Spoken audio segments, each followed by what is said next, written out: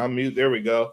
Welcome, welcome, welcome, welcome. A little bit of technical difficulties, but you know how the StreamYard world goes. Welcome to a live edition of Down in the Den After Dark, and we have a very special panel today. We have my man, the political analyst of the century. He is an author, he is a writer, he is a podcast host, fashion, education. I know I'm missing something. It's probably an Avenger as well, but he is the one, the only Cameron Cohen. How you doing today, brother? Oh no, there we go. I was muted. Hi, hello. Yes, all of those things. You do such nice intros for me. Thank you. I'm available. I might have to put everybody says I have some great intros. I might have to put something on Fiverr if you guys need intros. Right. I can do them for you, but he is the founder and the creator of the Cameron Journal. It is a fantastic bit of education, especially in this environment that we are. We might have to do another politicking as usual very soon after I saw the old man Joe Biden fiasco that's going on, but that's neither here nor there.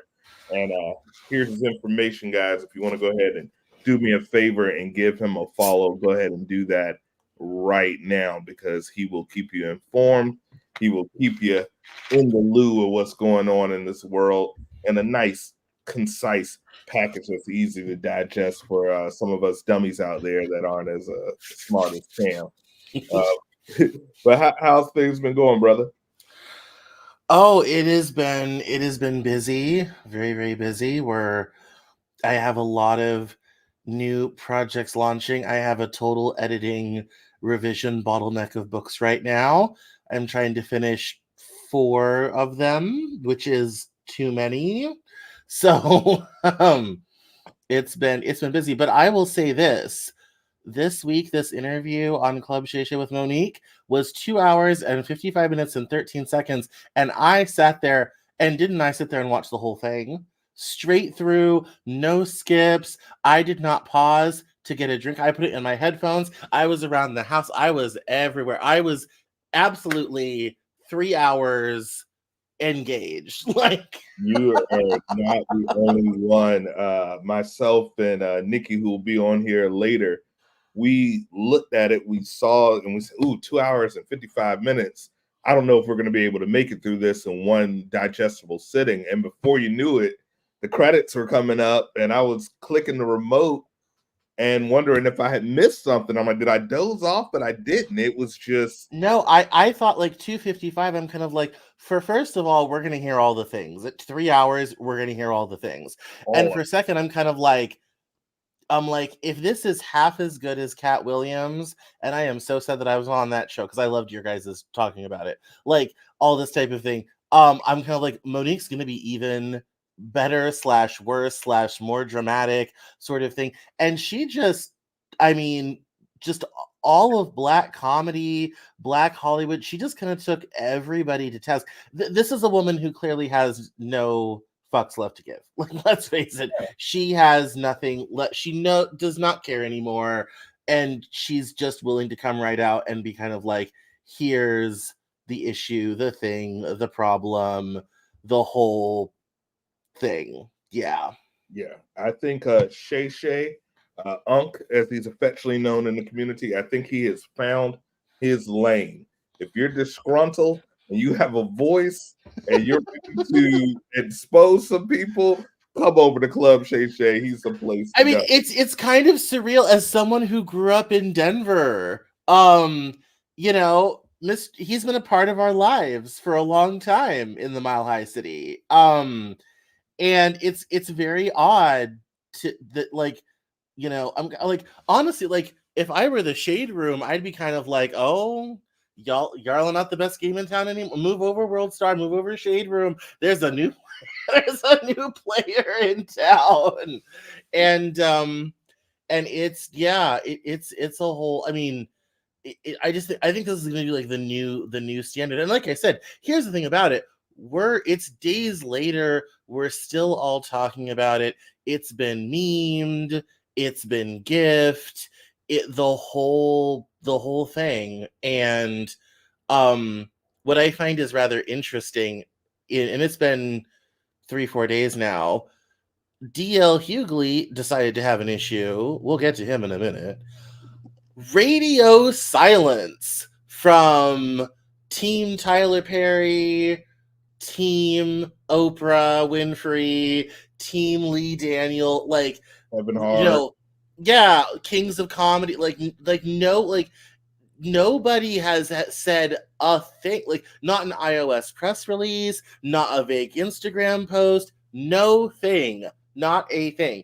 And I think that is rather interesting. Now, I get Oprah's probably like not going back there, don't want to engage. And Tyler Perry's probably in the same camp. Don't want to go back there. It's been many years. Don't want to engage. Comedy folks, though, that's kind of their thing. The silence is deafening. Yeah. The silence is deafening. And I think if anything, with Taraji coming out and being like, doing The Color Purple was, we were not treated well and it was super crappy and not a great experience, all this type of thing. Monique's like, I tried to tell y'all 10 years ago what time it was at Miss Winfrey's plantation, and nobody believed me. And now someone else has come along and said it's also not pleasant working on the plantation to Winfrey. And now maybe you guys will finally believe me when I say this is how this woman operates. And I was thinking just before I got on, with like Whoopi being like, I wish you'd called me, I would have coached you. I said, Whoopi would have told her the same thing she already knew. Say yes, do the thing, they'll get you on the back, but the back never comes. But yeah, okay, so you made Lionsgate happy. Good for you. Like, that's great. Is that going to get your talk show back? I loved your talk show, by the way. Is that going to get your talk show back on the air on any cable network that will take you? Like, is that going to get you points in the back end of the film? No, because those contracts have already been signed. And who else is going to give up their points to accommodate her? Nobody. Is that going to get you a pilot for a new sitcom? Probably not. Lionsgate doesn't really do TV. So where was going to be the back end of that for her to make the sacrifice to schlep over and all this type of thing? And here's the sad thing is, this isn't even her thing. They had Gabrielle Sidibe, their major star for that film, fly-in coach. Not even premium economy. They had her in the back in main cabin on Delta, and doing her own hair and makeup till Monique said, no, borrow my people. Like, they'll also do your hair and makeup, like at nominally Monique's expense, sort of thing. Like, this is, and there's so many layers to this. It's already hard enough in this entertainment industry, and I've been in the performing arts my whole life, and I've been, full-time creator for many years now. It's already hard enough out here being, Black in entertainment, in society, in America, systemic racism, all this type of thing. But then you pile on that we can't even get treated right by our own. That's a double insult sort of thing. And I just ran into this in my own life because I got hired in an ad agency and then got told that my design was too simple and my personal style was not at the level of a basketball player or a football player. And that caused some question about my ability to do the work. And I resigned. I said, look, I have headshots of me wearing a tuxedo jacket that frankly costs more than your car. I am in that same photo, I'm wearing a tennis bracelet of 24 carats of diamonds. So if that's not basketball player, I can't help you. And also I do the understated elegance thing, but it was just the whole way it was presented. It was just, she was just driving around Houston, basically being like, you don't know how to show out. You don't know how to do this and that. It's kind of like, well, one, I come from Colorado. I don't come from Houston or Atlanta. So that's not my style. That's not my thing. I've bored you with this long ass story of me complaining to say it hurts worse when it comes from one of us. I'm sorry, it does. I honestly would have rather been told that my design sucks and my personal stuff sucks from a white person than to have someone who had already hired me, already onboarded, basically say, well, we don't know if you can keep up around here. It's like, well, then why did you, if you don't like my style, why on earth did you hire me to be your creative director? Who my job is to style. Like, that's like my, which one of us maybe didn't make a smart decision here? And I think that's what I think it hurts worse is, money aside and all this type of thing, it's worse when it comes from one of us. And I think that's the multi-layered thing with Monique is, and all the thing, and that goes with how Queens of Comedy and how she was treated. That goes on with the whole, Precious film, all these types of things. It just simply hurts worse. And the fact that, Tyler Perry basically made it to be like, yeah, I told everyone you were difficult to work with, which for a Black woman in Hollywood is a death sentence. Ask the original Aunt Viv from Fresh Prince of Bel-Air, who literally told Will Smith to his face, you said that, and that was my career done, because as a Black woman in Hollywood, you're done with you. Everyone says that about you. Then, I said for that rumor, and, basically cost Monique and her family, rough back of the napkin math, $20 to $25 million. So if someone wins an Academy Award, that is the launching pad to a whole nother bracket as far as your quotes are concerned. Yes, although it is interesting. There is an interesting thing with the Academy Award. The Academy Award has a very bad habit of not improving people's careers. There's a lot of people who, if I went back through the people who won Best Actor or Actress for the last 50 years, there's a lot of familiar names. There's a lot of people you never heard from ever again. The kid from Sixth Sense, who does comedy bit roles and all this type of thing. He won an Academy Award, never did another major film ever again. And then you get the Meryl Streeps who pile up the nominations but only win twice. All this, Julianne Moore piles up the nominations, only was won once. All this type of thing. I mean, Leonardo DiCaprio made 8 films begging the Academy to give him a damn statue. And he had to get mauled by a bear before they finally said, well, fine, I guess you can have one. So it is a difficult thing, but for someone who'd been in the game that long and who did a film like that started out as this small indie flick and became this whole thing, I guarantee you someone somewhere along the way would have hired her for something, and it just never happened. And we can't help but say that Tyler Perry, Oprah, and Lee Daniels didn't really kind of do that by basically making her unhireable in the industry. And as much as it might seem odd that she's still complaining about it, and it's been more than 10 years, if I had lost $25 million, I would be complaining about that to my grave. Okay, like that's something I would be on my deathbed, choking with fluid in my lungs, being like, "Argue," it's because you, Tyler Perry. Like that type of money. I mean, that type of generational, especially in our community, average wealth $2,000 changes.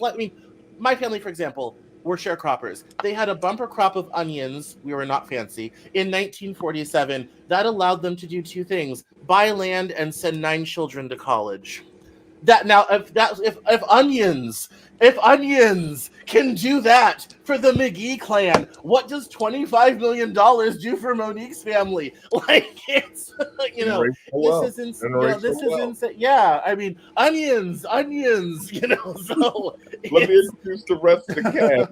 Yeah. Onions are delicious, though, man. We love onions. We love onions.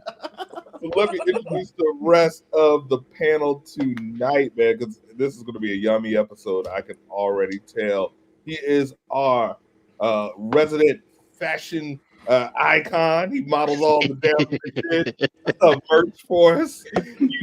He's our globe traveler. He's the Black Indiana Jones. He's always over the traveling around the world, learning things and bringing us great content. So he is the sports master. He's my brother. He is the proprietor of Keeping Up with the Cal Joneses, available on YouTube. I still don't know if that's grammatically correct. That's right. Of course, Cal Jones Sports Unfiltered, available on YouTube to get the best of sports. He is the one, the only Cal Jones. How you doing today, brother? I'm good. I'm good. Cam, you got me fired up, man. I had to stop you because I got a lot to say. I'm gonna let Nikki No, introduce herself, I but chased Sean down and said, "When is the show? I want to be on the panel. I have thoughts." oh yeah, oh, it's gonna be Yeah, good tonight. I've been writing Yeah. it down. yeah, Mm. it's gonna be fun. And of course, you know who she is. She is the founder of Are You Mad? She is a wonderful individual, a wonderful being. She's also the queen of the Mars Media Empire. You know her, you love her. She's been on the show many times. The one, the only, the illustrious, the mysterious, the international. Ooh. Nikki New. Nikki, how you doing today, sis? Oh, wow. Thank you so much. That was a great intro. I just, just got me. I'm telling you, it's going on Fiverr. I It's came, yeah, I just came in. I $5. came into heat too. I came into Cameron's heat. Let's go. Hey we, guys. we, we've got so much goodness to get into. So before we get into it, I guess we should just kind of start in order with the people that she took shots at. For those who don't know this episode, if you're not able to read the scrolling little ticker at the bottom, this is all about Academy Award winner. I'm going to give her her propers. Academy Award winner, comedian, actor Monique. She went on Club ShayShay, which apparently is the new spot for just letting it out on people. But she went on that couch, she sipped some of that yak, and boy, she lit into a whole variety of Black Hollywood, bringing people to task, sharing her truth. And that's why we brought this very, very special panel. So, of course, on these episodes, I always have a few clips so you guys can have some context of what we're talking about. Of course, for copyright, I can't play the whole damn thing, but I am going to give you a little bit. So this right here is her talking, and she said, "The breakfast nub." This happened about 10 years ago. This is the first thing out of her mouth. So check out this clip. People were having call-ins when I said, this is not right. I was donkey of the day. Remember that? Mm-hmm. I was donkey of the day. The breakfast nubs called me the donkey of the day. That's what they said. And they had a whole call-in about how I was donkey of the day. But you didn't do the same thing when you found out we settled. Okay, so that's just a little taste. And since then, for those who don't listen to the Breakfast Club, Charlemagne the God has come out and apologized. He said he was 100% wrong. He should have minded his business. He should not have put a Black woman down like that. But it's still very, very hot in her mind. So what do you guys think? Is it? It's been about 10 years, right? Is it time to let go and let live? I mean, 10 years, 10 years, yes, is a long time.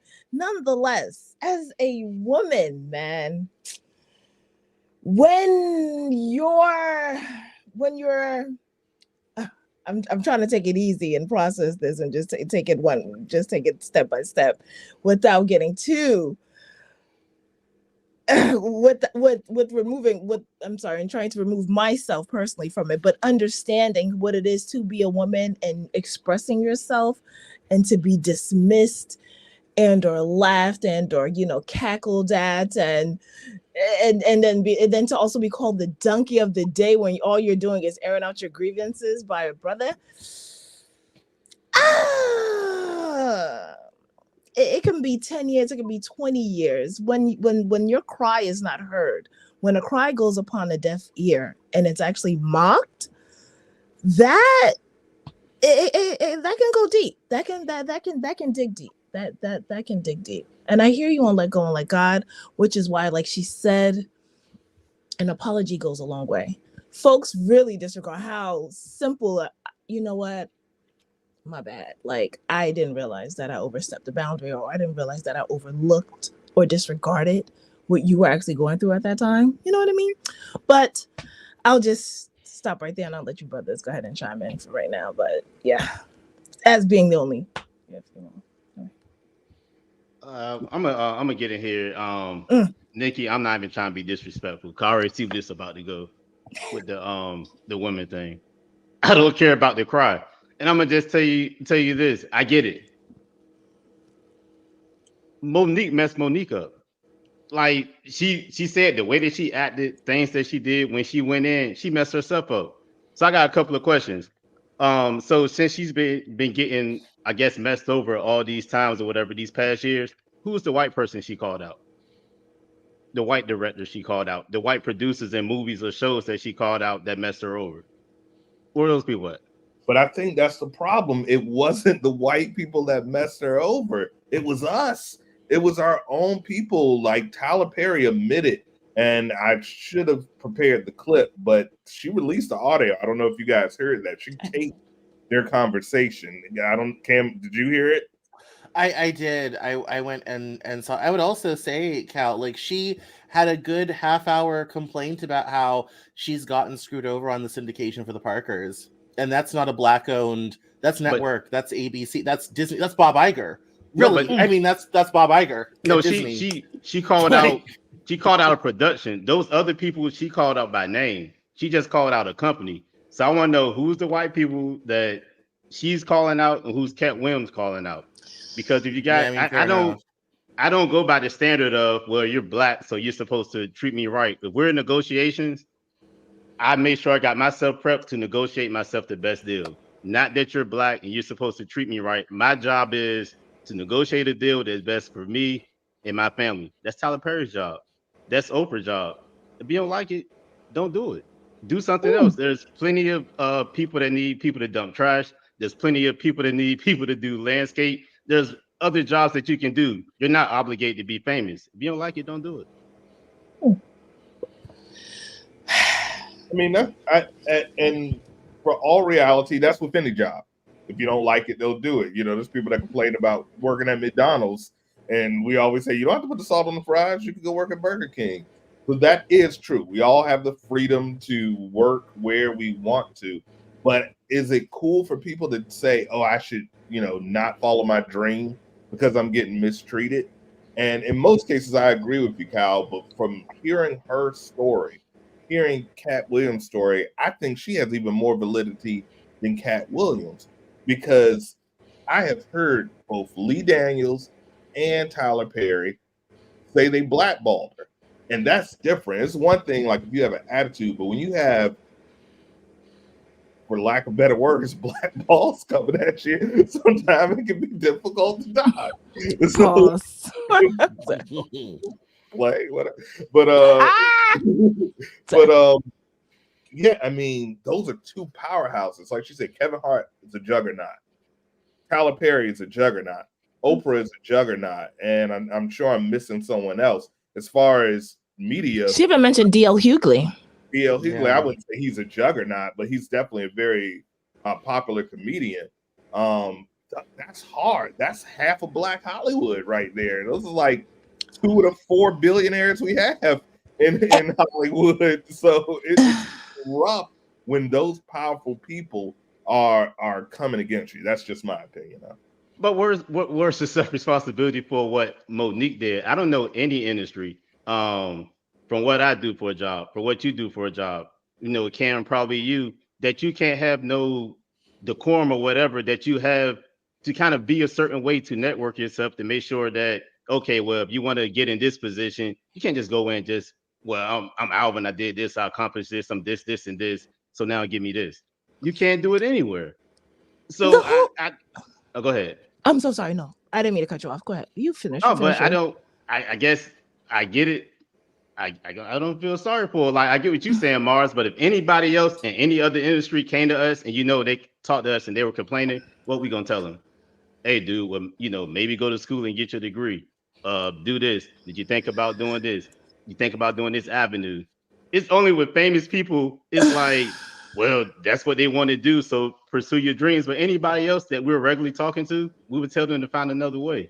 Or if you don't like it, do something else.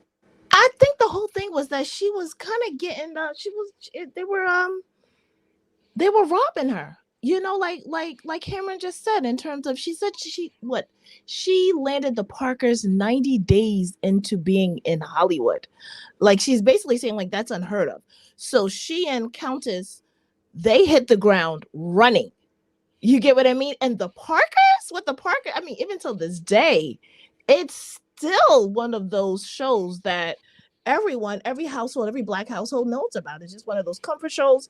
Gen Z, they've now gotten the taste of it with 2020. All of the releases of these old sitcoms have now like Girlfriends and so forth and so on. But staying on topic is that she was new in the game. She is, and she's supposed to be the OG. So Countess is underneath her. So they're the actresses coming in. They were basically robbed based on their ignorance, their lack of knowledge on what I hear you. I know, but we know that this system was never designed for us to be included in.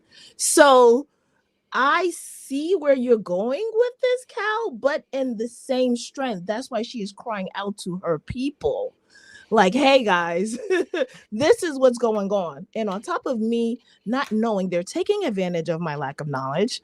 Unfortunately, welcome to America, right? And it's just a number of daggers that have been placed against her, that have been, directed towards her. And then they add on top of it the angry Black woman. Okay, yes, she's from Be More. Maybe there's some things that, maybe she may be a little rough around the edges in some regards. However, we all grow, we all evolve. Yes, and now look at her now. I mean, she's just as eloquent. You understand? She is very grounded and happy and well-spoken, and she has her support system. And it's just a beautiful thing to watch, especially as a young woman, to see, yes, it is okay to advocate for yourself. So what she is showing a lot of us is closed mouth don't get fed on the boulevard. So, and to your point, Cal, I think she would admit that she didn't know a lot when she first signed the deals for the Parkers and didn't get a lot of the upfront money that she was doing. I think she'd say, yeah, fair, I didn't know. I think her issue now, and here's where I kind of side with her more, is that show has been off the air for 20 years. And it's been in syndication for years and years and years. And they are not running this woman her checks.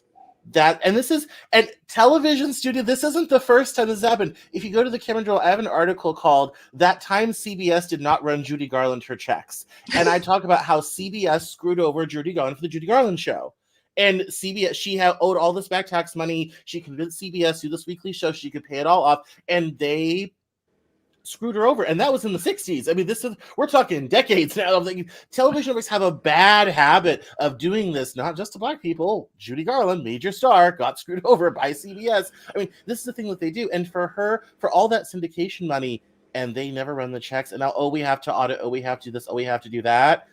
That's just poor business. I'm sorry, no matter how you slice that cake, that's just poor business. And Lord knows she has the resources now to hire the lawyers and the expert people to go and negotiate. I mean, she'd obviously, and all the extra knowledge, that's still a problem.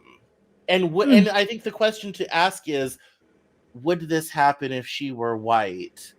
Maybe, maybe not. I mean, Judy Garland got screwed over by CBS, but I mean, the Friends got paid $1 million per person per episode by the end. She was making $50K an episode. I mean, you get into these layers of double standards and nuances and how business is done. And it may not be the reality, but it comes off as if you're a person of color, you're a woman, especially, almost more so than the color thing. Therefore, we value you less and we can screw with you more.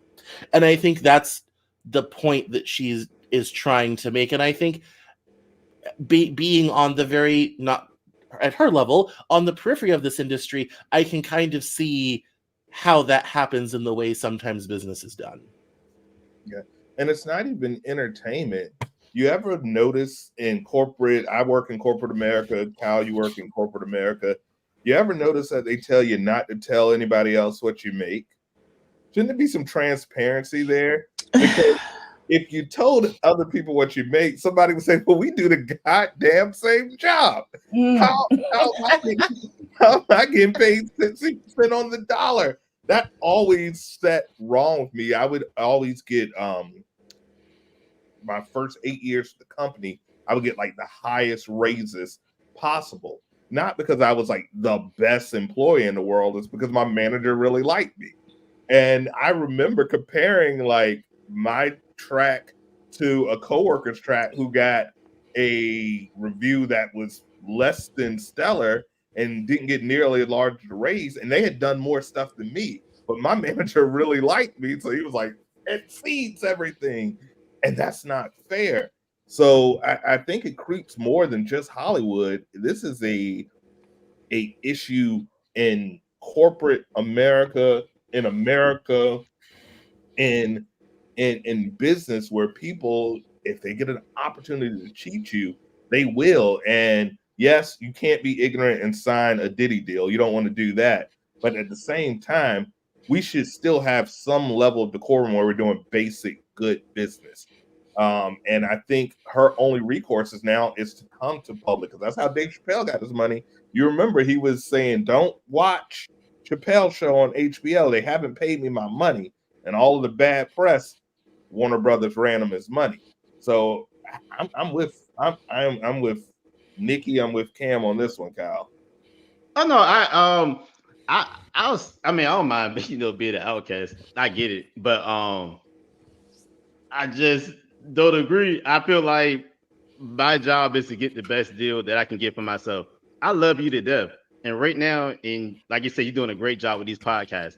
If a deal were to come, and you're like, "All right, Cal, I want to start paying you or whatever to do the podcast," even with you being my boy, I'm still gonna do my research. I'm still gonna do my homework. I'm still gonna see like what the average person gets paid. I'm not just gonna sign something because I want to be famous.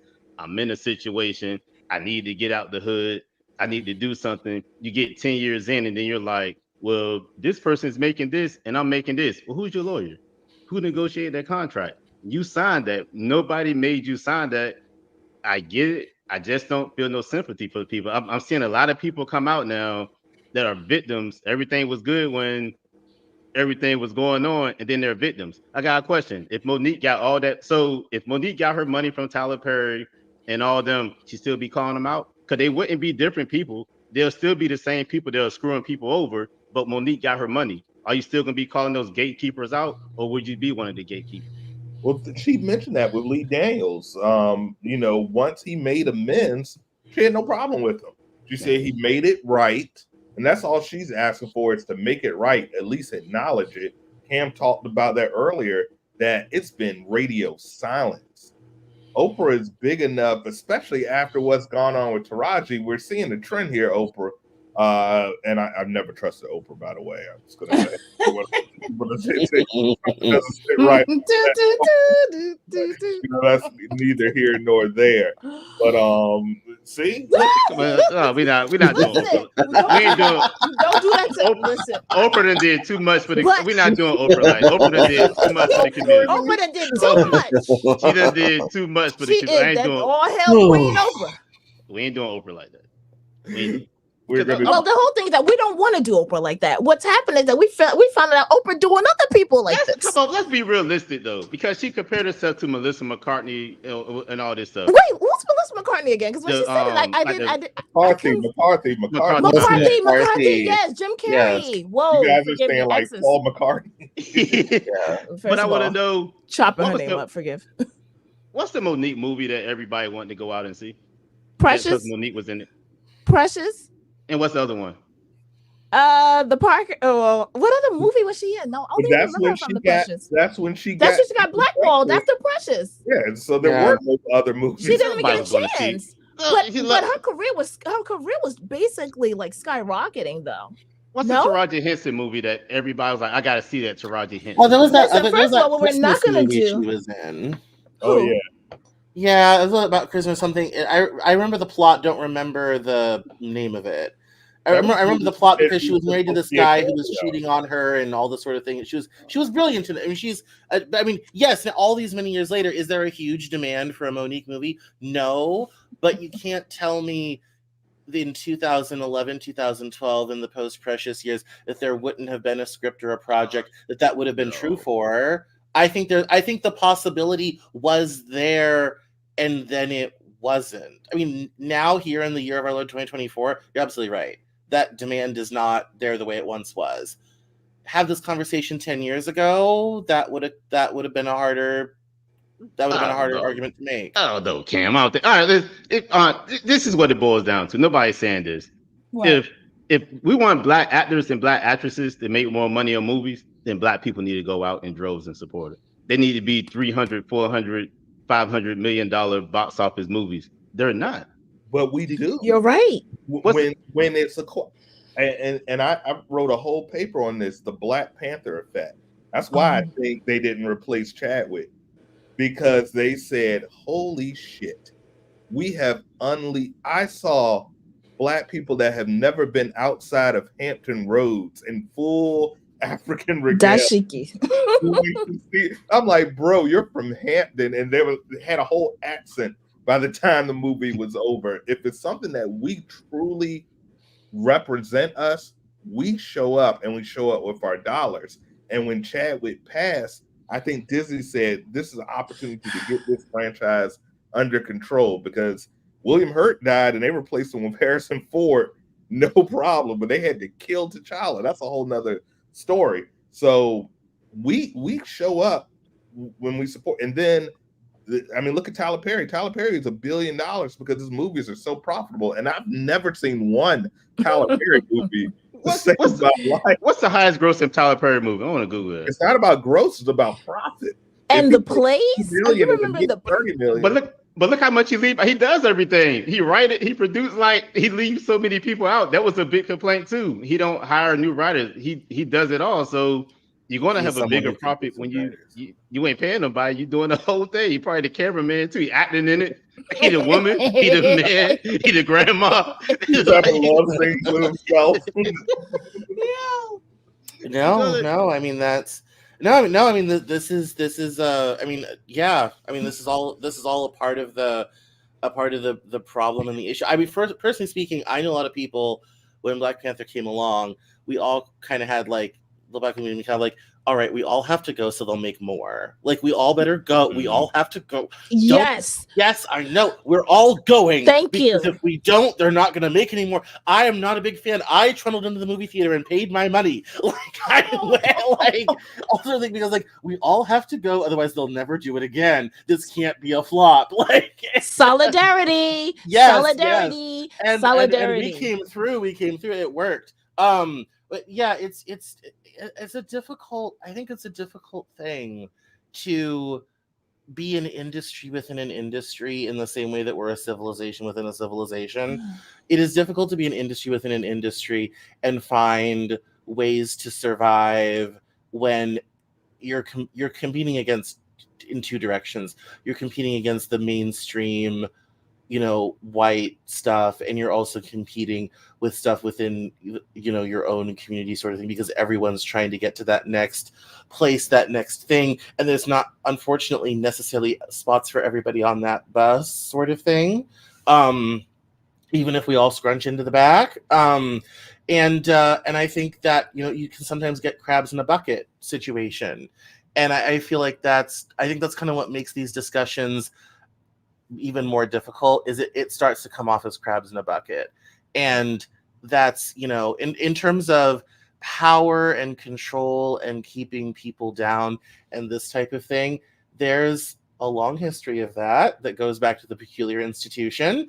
And I think if you don't know it consciously in your mind, your bones know it, your muscles know it, it feels the same. And I think that's where some of the outrage comes from, is it's an all too familiar story that somehow is still going on in 2024. But I mean, I'll say this. I appreciate your perspective, and it makes for a good show. So we've accomplished something. I got some questions for y'all, because I'm interested in this. So we got all this sympathy for Taraji and Monique. I'm interested to see what Taraji next movie do. I want to see how many black people go out. Even when Taraji was crying about Color Purple, they still didn't show up in droves to just support the movie to make sure that it made a lot. I think what happened with that, it seems like there was somewhat of a backlash based on her outcry, and then we also started to look at what was occurring behind the scenes. I know myself as a consumer who in the back of my mind, I'm like, oh yeah, Color Purple, you know, it's coming out. I want to see it. But then when all of the controversy came out, I'm not gonna lie, it did turn me off a little bit, and I wasn't as excited to go for whatever, only because of all of the drama that was occurring. It's like, well, what's going on? Like, are they just? It just seemed it just didn't sit well with me to actually go out and watch it. But Taraji did bring this to our attention, in which, you know, we are still in Black Future Month, so we still have time to to go out and check the Color Purple. They said, what is It's like also the 7th the musical. edition? It's a movie version of the Broadway show, which those, honestly, I don't care what color who's producing it. Hello? Those rarely work. I'm sorry. I love Hairspray. I've been in a production of Hairspray. It doesn't work on film. It barely works on television. It's best seen live in a theater. Like, don't do a movie. Do a national tour. Like, a national tour of theaters, all this type of thing. Like, do a Hamilton. Do a national tour of theater. And I think that show actually does tour. It's like, I don't, you know, was that film ever going to be a pop? I mean, your point, Cal, is well taken. Did we show up? Probably. I don't think so. The sales numbers, I'm sure they're not that good. But like, that movie was never going to do well anyway. To be honest with you. Yeah, they got to read the room. They have to gauge the time that we're in, the audience. You're absolutely right. We did not show up to support Color Purple. Number one, I feel like some things don't need a remake. Like, if you nail it the first time, like if they did a new Jaws, I would be like, this is stupid. Why are we doing this? Steven got it the first time. But this is just not Black Hollywood. Disney is hemorrhaging money. They had to bring their old CEO back to pretty much say, stop making this bullshit, because they were just they got to a point where they thought they can just print money, specifically with Marvel, which, you know, I'm an expert. And you see a movie led by Academy Award winning Brie Larson that made $1 billion the first go round be the lowest grossing Marvel movie the second go round, because after the pandemic, Hollywood has changed. And not a lot.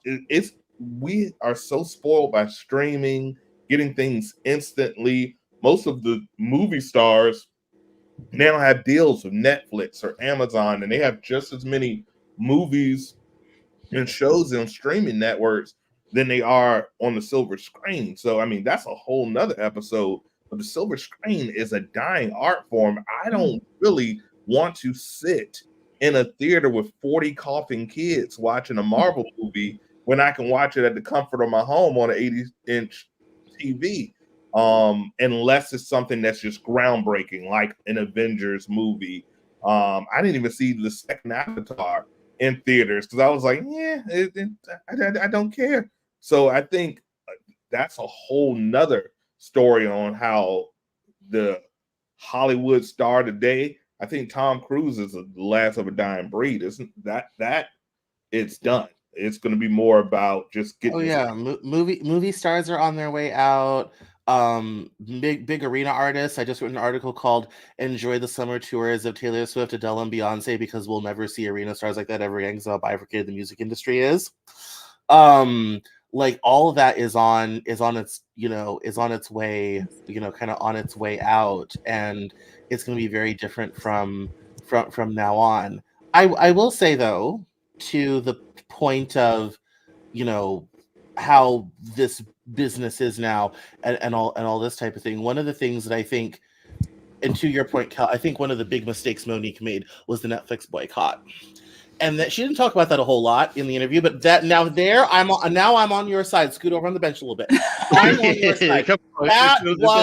I forgot that. If I were her, I would have taken their money. I would have made them 10 times as much, and I would have used that as my springboard into a bunch of other things. That was dumb, because the reality now in the streaming marketplace, she could have cleaned up stand-up comedy does great in streaming. It's cheap to make, which is perfect for streaming. There's lots of upside potential for other projects and things. If she could have gotten in there, she could be ruling that roost like a hen at the chicken yard. And instead, she blew it with a silly boycott. I mean, over a nominal amount of money. I'm not saying, well, a small amount of money, but a nominal amount of money. When take your $1.5 million payday, go do a great sort of thing, make Netflix a whole bunch of money, because you will, and then come back to them and say, all right, I've made you a nice chunk of cash now. It's time for a new sitcom. It's time for something bingeable. All this type of thing. And that would have been, I would have taken it and said, yeah, this is my chance to get back on top. And then you can waltz up next to the Oprahs and the Lee Daniels and the Tyler Perrys and been like, that's nice, you've got the past handled, but I'm over here in the future, in the streaming world. And it's great over here. We're doing well. And she could be in a really great position right now if she hadn't kind of turned off, because of course after that, none of the other streamers are going to touch it, of course, right. Sort of thing. That was a mistake. That I'm with you. Now that was dumb.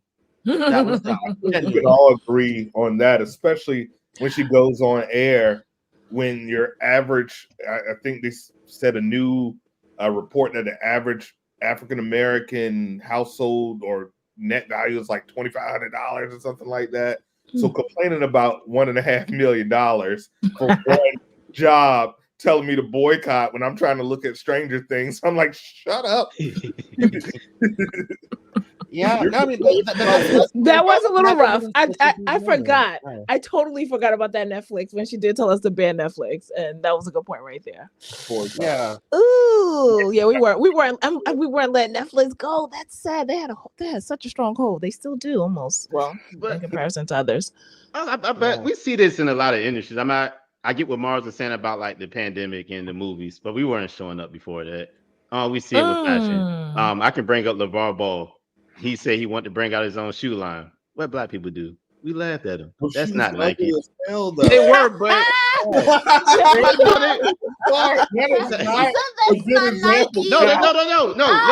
no. Before the shoes still isn't. He hasn't played in 2 years. No, those shoes messed up his feet. Before those shoes came out, we were already laughing at him. Why are you doing that? That's stupid. Ugly. Before we seen him, when he said he was going to bring some shoes out, they look like dress shoes with two golden beads. I don't know who designed them. They look like the shoes that Mickey Mouse has on the cartoon with two gold beads. But look at what you said. But Nike don't got ugly shoes. And Adidas don't got ugly shoes. I mean, Yeezys are ugly, and you got 60 pairs. Yeah, that's what I'm saying. But that's what my whole point. Other companies have ugly shoes, but we pick the good shoes out. We give them a chance, and we buy those. Other restaurants have screwed us over. McDonald's do us wrong all the time. Go to a black restaurant, they don't do good the first time. I'm done with that restaurant. We give everybody else a chance. We go right back to Pizza Hut. We go right back to Domino's when they mess our order. We just program to me personally, the white corporations, the big corporations, you're just programmed to do that. Black people, you got one chance to impress me. And if you don't, I'm done spending money at your business. We're not going to stand the Pizza Hut. But let's play this next clip. When I saw Taraji broken on those platforms, it was painful to watch. However, Taraji and I had a conversation over a decade ago. Yes. In my trailer when I was doing the Monique show. And she said, you got to keep on getting it until your turn comes. And I said, Taraji, most of us die before our turn comes. We got to ask for it right now. Now, I understand that because there was a time I felt the same way. Exactly. Because that's what I was. That really touches on what we've just been talking about. And I think it sounds like she had your point of view for a while, Kyle, that, I'll just put in the work, and then I'll be rewarded at the end. But they always find a way to put you back at the bottom of the scale. And it's usually because they're saying black actors don't translate overseas on the international market. Black actors don't translate in America. They're only 11% of the population or something. Out of that. So that's the reason they give us, even if the resume is the same. So I feel she has something there. Go ahead. Am I frozen? You are frozen. I thought you was just like Well, you froze in the perfect frame because you look very thoughtful and very considerate. Right. I was like, So yeah, you've he's frozen really on the thinking right about frame. what I was saying. I think I may keep that. I'm gonna just let y'all hear me. I don't agree with that. I guess. I don't even got nothing to say to that. Y'all know all my thoughts. I don't agree with that. I think it's her. I do get this thing. I do get the standards do change sometimes. Like the metrics always change. They say, "Well, do good at this, you do good at that," and then they find something else. You do good at that thing, and then they find something else. But I don't know when are we going to start like just paving our own way. Like I seen Jay-Z crying the other day. They were my wife ain't won no Grammys or whatever. You're billionaires. Make your own award show. You don't think that all the artists and everybody would? You don't think everybody performing their show? Like we had the BET Awards. Why not just make the BET Awards more significant than the Grammy Awards and have everybody want to come over there? We're always like bagging and being stuff where they don't want us at. If you don't want me there, I just create my own way, and we make style hot anyway. We make the culture. We'll just make something else hot. Y'all all come over there. Houseway. I'm sorry, I just had to get that off. No, I here when it comes to, I mean, Jay-Z's words fell on deaf ears because I am a card-carrying member of the Lamely. I stand Mariah Carey long time, and I quote her when I talk about the Grammys when she says, and I quote, "I'm ready to have some more when they're ready to give them to me," because she has gotten so screwed over by them so many times. It's kind of like, and how, I mean, for a woman of that talent to not have all of the metal, is a bit, so it's kind of like, okay, so Beyonce didn't win Album of the Year that one time. Like, oh, okay, that's great to say during your Lifetime Achievement Award. Like, okay, that's fine. But there's lots of people who suspiciously the Grammys ends up passing over for reasons and other things and this sort of thing, and it just doesn't, doesn't make sense. Like I said, over in Mariah Carey land, we quit paying attention to those folks a long time ago because she can do another #1 hit single, she can have the only #1 Christmas song, and have a diamond album in 3 decades, and the Grammys are kind of like, who? We don't know her. Like, it's like so I gave up on those folks a long Why time do we ago. care? Right. Why Right, do we care? No, I mean, yeah, I definitely agree. Like, yeah, it would be nice if the NAACP Image Awards and the BET Awards and that stuff were as good as the Grammys and the Oscars and all that type of thing. Yeah, that would be great. That's not the media ecosystem we live in at the moment. Maybe that will be true one day. But, and I think it's also something where we have to prioritize, what are we going to prioritize culturally? What is going to move the conversation forward for us? And I do kind of agree with you. And I run this in my own self in the book publishing industry, which is a very, very wide industry. It is very hard to keep knocking at the door in spaces where your presence is neither desired nor required.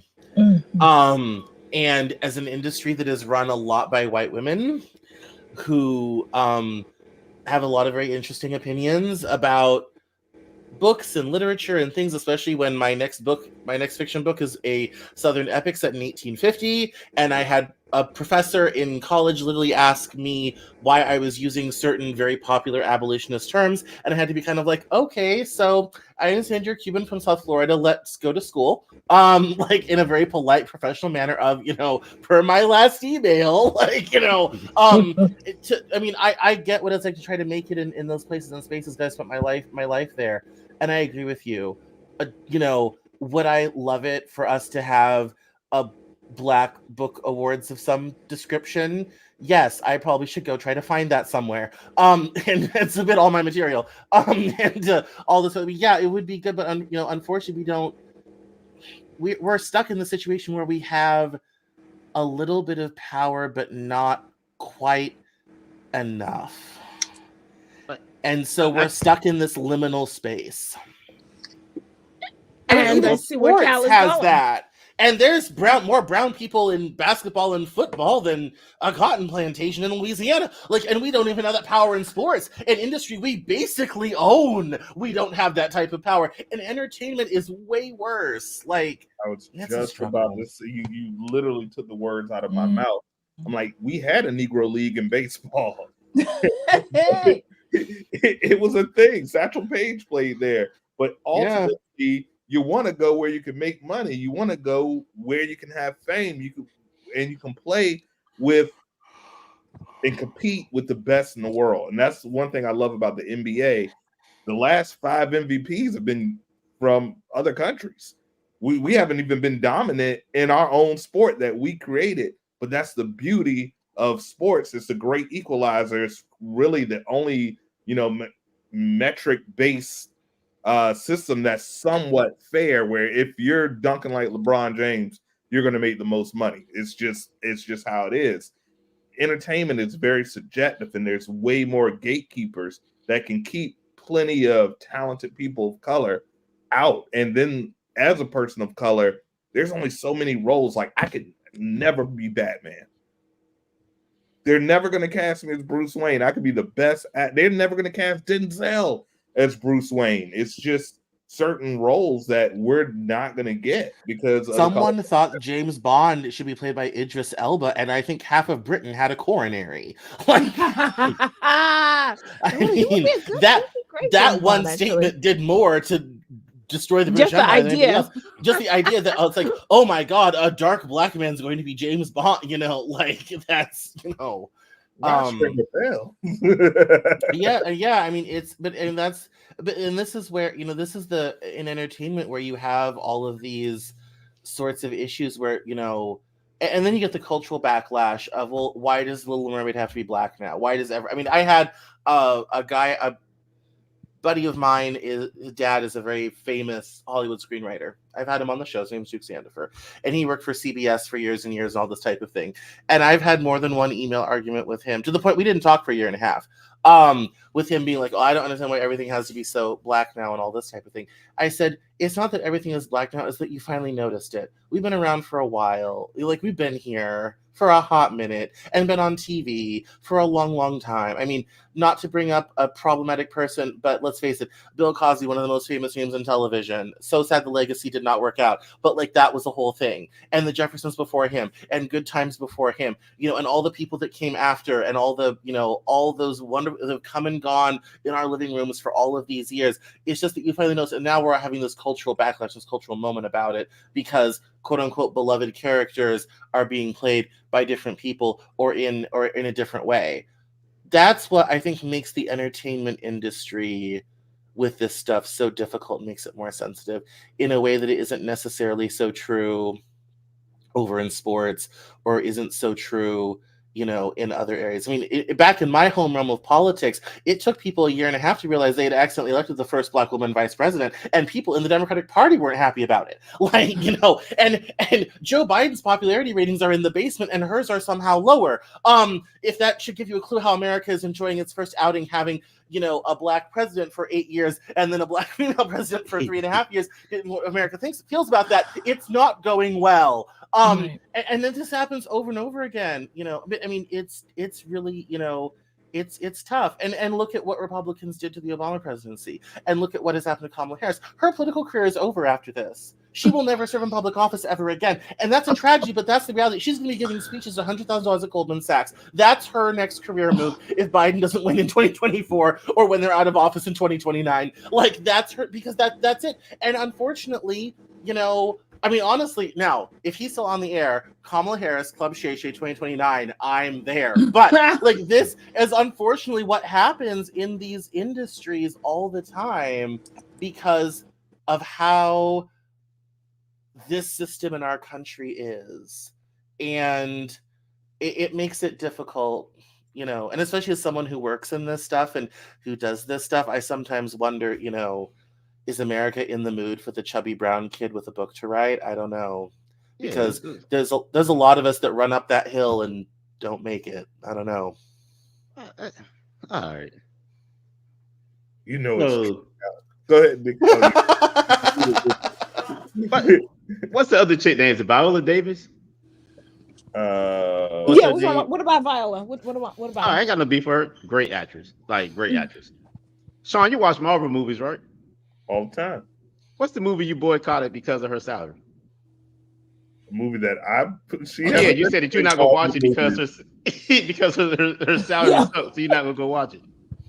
She's not in any Marvel movies. That's a Yes, bad she is. Was she in? Or was it a DC comic movie? Ain't she No, one of those movies? she's in DC Comics. She plays Amanda Waller in Suicide Squad and Peacemaker and those series. And she You has go. her own show coming out on HBO Max in the next year and a half, written by James You, Gunn. you gonna boycott that movie if her salary sucks? Look at you. I can't. No, James Gunn's doing it. He's a fantastic writer and director. He's trying to make a point. The point that Cal is trying to make. All right, is nobody that- better go find out how much Angela Bassett got paid in the last Black Panther movie. We don't want to know because it might not have been enough. I mean, And I'm we just- all Wow. went. Like, I mean, we go into sports, right? Could we go say we probably agree that Colin got did wrong, or is it black people boycotting football? Like all this stuff can get changed if we actually just talk Applied. with our dollar. You see all these companies that go woke. You see the reason why they had to change up. See why Disney had to change up because a lot of conservative people said we're not spending our dollar with you. If you're going to be woke, we're not spending with you. We don't do that. We don't.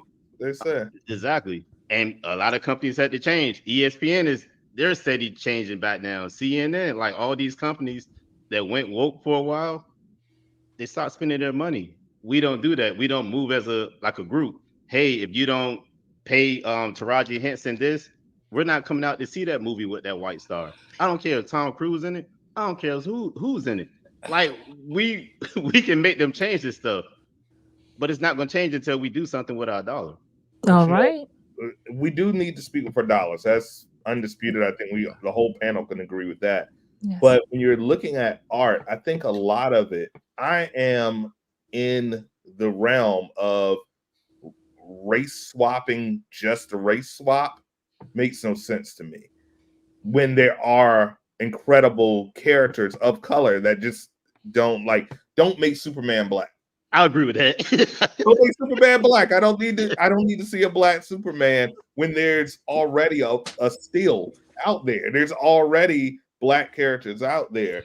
And I think that's where you would get a lot of virtual. Now, when they were saying, oh, we shouldn't have a black Little Mermaid, and people were scientifically saying there's no sun in the bottom of the ocean, so how would they get melanin? Now you're getting I'm like, all right, she also has a talking crab. It doesn't matter. But it doesn't matter. It doesn't matter. But the core characters, I don't want to see a black Superman. I don't want to see a black Batman. James Bond, I could go for a black James Bond because that's a code name. He's really not James Bond. I can justify that, but don't just make someone black or someone female just to make them. Make the story good first is where I lie. I can get with that. I was working on a book, and the trans thing had really started to happen, and I said, I've tried to shoehorn a trans character into this book. It just doesn't work. It doesn't fit the setting. It's an alt-earth fantasy sort of thing. That's not really a thing sort of thing. And a dear friend of mine, he said, Cameron, he's like, you're a brilliant writer. If it doesn't work, it doesn't work. Don't try to make it fit to please some sort of social agenda. And so I gave up on that whole thing. I had lots of other, edgy things in terms of queerness and all this type of thing that were fine and work really great and all this type of thing. And so I gave up on all of that. And I keep my eye out in projects for opportunities to make that happen. I think Chloe Bailey could have gotten hired for The Little Mermaid just for the vocals, okay? Right. It's like this woman was hired for the pipes, sort of thing. But it's also sometimes flights of fancy can be fun. Like there's a TikToker that was doing a review of the 1987 Roger and Hammerstein Cinderella movie. We have a black queen, a white king, an Asian prince. The fairy godmother is Whitney Houston. That's just all over the board. But it's a musical, and so it works because it's a film adaptation of a musical where in the theater you could have had anybody playing those roles and it would have kind of been fine sort of thing. And they kind of brought that aspect of theater to the television, and it's kind of this beloved cult classic of remember that time when they did that sort of thing, and it's really cool. It's kind of fun. I think there's more opportunities for that out there, but I do agree when it comes to the economics of it. If we really want to make our voice heard, African Americans represent $1 trillion in spending power. That is 1/32 of American GDP. If we really want to cause a ruckus in this country, we will collectively close our collective wallets on this stuff, and things around here could change real fast. Tomorrow. Yeah. And that's something where the sad, unfortunate reality is, as many times as we have these conversations and as many times as we might complain about these things, until that collective wallet shuts or opens in another direction that causes those in power to particularly notice that it has opened in that direction, it's going to be hard to move these systems of power and bend them to our idea of things. Not that it's, it is possible, in localized ways, but it takes a concerted effort to make that happen. It does. It takes a concerted effort to make that happen, and it takes all the money and the power and things that go along with that to make that occur. So I get you on that, but I think it's still, I don't know. I still feel like too many people getting done dirty, and it's sad. Regardless of the circumstances, it's still sad to see it. Exactly. And I think that's why we're here today, is because we're seeing it, and it's always being highlighted. And I think after a while, we're going to be sick and tired of being sick and tired, and start actually putting our money where our mouth is. Is that the expression? Yes. Yeah. So go ahead. No, go ahead, Nikki. I'm sorry. No. I mean, that's basically it. I see the direction that you're coming from, Kyle. You're like, okay, we're talking, but are you still going to stop watching the movies because of their salary? Like, I get the point that you're making, but I think after a while, enough, you start to hear that nagging, mosquito on the side. After a while, it's going to, after a while, you're just going to slap that, you're just going to get it out your way, right? You're going to kill the gnat or whatnot, or the buzz. So after a while, I think we are starting to slowly really understand. And now that we're getting more of a inner look as to what is going on from Cat Williams' perspective, from Monique now speaking up a little bit, we're getting a little bit more insight as to what's going on. So a lot of the Hollywood stars that we've admired, we're starting to realize that their character, their handshake, so to speak, does not actually match their smile. Shout out to Beanie Siegel. The point is that after a while, we're starting to wake up, right? So I understand why there's this warfare between woke and not being woke, because it's basically the truth, right? Those who are speaking the truth versus those who want to, shut down the truth, or try to, avoid it and or escape it by any means necessary. So it's very good that we continue to have these conversations. It's very good that we continue to discuss these matters. It's very good that we have your perspective as well, Cal. Like, look here, she was, she was that desperate, so to speak. I wouldn't call it desperate. She said she did admit, Monique did admit to being naive. We all can agree that there is a point. We all have a learning point. This was her learning point in life. It's like, okay, you want to be famous? How bad do you want it, right? We heard it with Cassie. How bad do you want it? So now the truth is now coming out. The fame, right? Everything that glitters is not gold. It's still, those old sayings still apply to this day. Everything that the old folks said it's all turning up to be true. So it's going back to our basic morals and principles. Exactly how are they being applied, and also where we're sowing our seeds as consumers. Where are we putting our money? The beautiful thing about where we are right now in this day and age is that we actually have the power to purchase ethically, right? In matters that actually, align with our core values. So it's very interesting to see how this new dynamic, in terms of it, like, if we come back like a few years from now to see how the trends, what is still being highlighted, what are they pushing more for? This is just, this is just the start, I believe, in terms of this is the start of a really powerful study that we'll definitely be looking at for some time. But anyway, that was my take.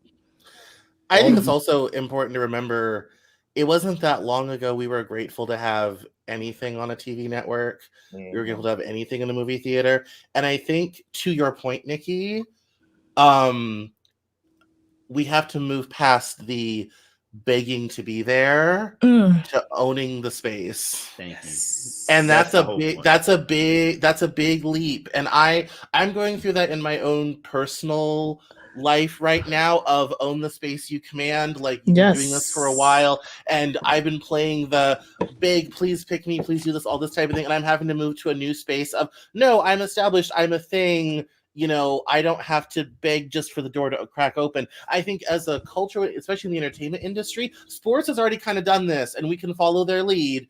We have to quit merely begging to get in the door and own the space and command the space that we own. And that is a mindset change. And I think it's going to start with the younger generation coming up who don't tolerate a lot of the stuff that us older folks have been putting up with. And that's even in corporate America. Gen Z has no chill when it comes to work. And honestly, as a millennial, I love to see it. It's great. But in the entertainment industry, it's kind of like you know what? We have been showing up for decades and saving your films, saving your movies, saving your TV networks, all this type of thing, putting in the work, the hours for less, all this type of thing. Now you're going to pay us and respect us, or we're going to go elsewhere and we're done. And the great thing about this modern age is we can be on Twitch, we can be on YouTube, we can be on Odyssey, we can be on Dailymotion, and make the money and own the audience and not have to be beholden to a bunch of empty suits in New York or Los Angeles. And until we get to that mindset point of being willing to take our cultural ball and go home, I don't think we're going to get there. And I think one of the great things is, in sports, they're already there. Basketball players get paid. Football players get paid. They already figured out what time it was over there at the NFL and the NBA. And I think down at the Hollywood and the New York Film School of Television and all these places, we need to follow that lead and say, we know what time it is now, and we understand what we bring to the table. And now it's time for wallets to open. And that's a big mindset shift. That's a big mindset shift. And I think that's what Monique got caught up into. And she said this, she was so busy wanting to be famous, she forgot to also be rich while she was doing it and forgot to manifest the money to go with the fame. That was at like an hour. That was like 2 hours, 12 minutes. It was towards the end. Don't know if y'all made it that long, but there's fame and there's the money, and those are two separate. You can be very famous and dead broke. Yeah. And so I think now we have to come to ourselves and say, the fame monster is not worth the not getting paid, and shift that mindset. Yes. And that's what will really start to make things turn around here. Yes. Absolutely. And I'll also say the reason why sports is caught up.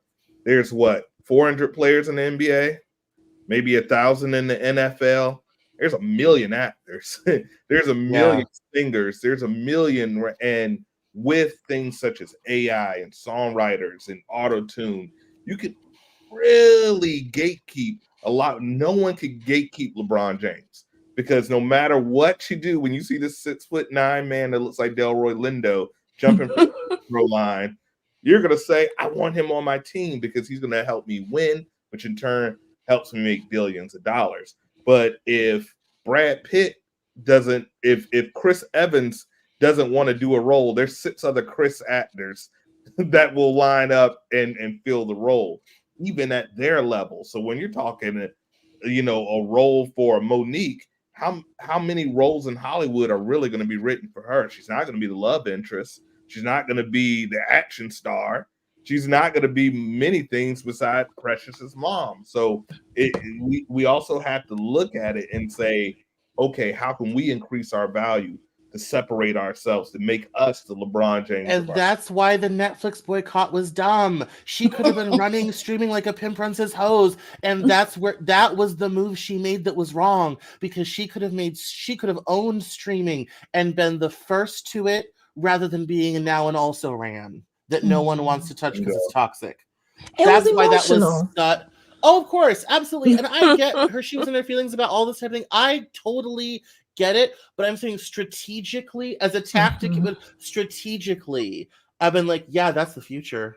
Yeah, that's, and when I say we go into our own spaces and we own the space we command, that's how you do it. To be kind of like, all right, Hollywood, if you don't like me in my Academy Award, fine. Off to the streaming platform service I go that you all were ignoring. And then that was a space she could command and own because Netflix was having trouble getting people of that star power at the time. Meryl Streep wasn't doing Netflix back then. Julianne Moore wasn't doing HBO Max back then. She could have been a big fish in a small pond and commanded her own space. That's the type of moves we have to start making. That's how you shift these narratives. And that's how you have to say, yeah, if you don't like us here, we're going to go over here. And then you can pay attention to us and watch us as we walk away with the money you could have made with us. If you had, been paying attention. Smartest thing Oprah never did. She never took a salary from her show. She owned the company. That's why she's a billionaire. Smartest thing Wendy Williams ever did. Didn't take a salary from the show. She owned the production company that ran the Wendy Williams show, which is why she's very wealthy. Now, Wells Fargo has screwed her with her money, but there's a lot of it if they ever let her back at it. And so, but those are the type of things where it was something where if she wanted to go back on television, because she wasn't tied to a network, she could call Debmar Mercury and bring the show back because she owns it. And for me in business, the best thing I ever did in 2018 is this: I'm going to do something very brave. I'm going to start my own thing, Wizardry Omni Media, and I'm going to own every single thing that I do. I have been much more successful owning every single aspect of my own company, and I'm just me, Cameron, friendly man about Wilmington and the Delmarva Peninsula. But I've been more successful owning it myself than I have in the two previous publications I had that were owned by other people, and both of whom I got screwed over on. So even at my small level, just me, Cameron, friendly man about Delaware, that's the difference. Why is Mariah Carey worth $500 million? She owns her own publishing. That's what Eminem figured out. You have to own the publishing in order to get the money. This is the stuff where a lot of this has fallen through the cracks for people. And I think the great thing about this is now that all is finally coming out and people are copping wise to the game and they're figuring out the business, and that is going to change things a lot. And I think even though there are a million actors and a million singers and all this sort of thing, going in different places and spaces, going and seeking other opportunities, doing your own thing, carving your own way online, if that's how you choose to go, all this type of thing is I think a wave of the future. Never have we had such opportunity. It's like Black in the 50s when they had Black-owned radio stations that only played Black music because white stations wouldn't. Same thing. The smartest thing I ever did was self-publish my own books. Now, I did get a publishing contract later on. I did get a journal publishing later on, but I was brave enough to say, yeah, I'm going to sell it on my own. I'm going to figure out how to do it. And the bright side is I own all of those things, and I'll pass them on to air, all this type of thing. This is how it shifts and changes. And that's why she screwed up the Netflix thing. Yeah, no, we're not going to let you off the hook on that one, Monique. So check out this, guys. Should a man open up to a woman?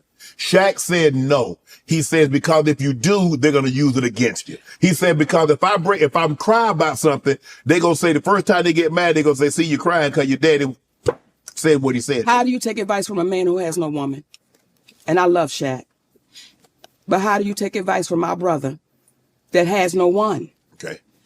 If you have that person in your life, and you say, listen, I'm going through. Who else do you talk to at nighttime in your pillow talk? Who else do you share your life with? Who are you sharing with your life with, Shaq? Do you tell another man about your situation? And does he make you feel better? Like, who do you share? You took a shot at Shaq. It was a shade, yeah. Shady. That's why you're not successful, Monique. You're shady as shit. Don't do that. No, she's just speaking her truth. I'm not going to touch long on that one, but it was a very interesting element, and we keep seeing this coming again. Taraji P. Henson says something about her husband. Her husband is her manager. I'm always eerie on these parent-manager relationship, spouse-manager relationship.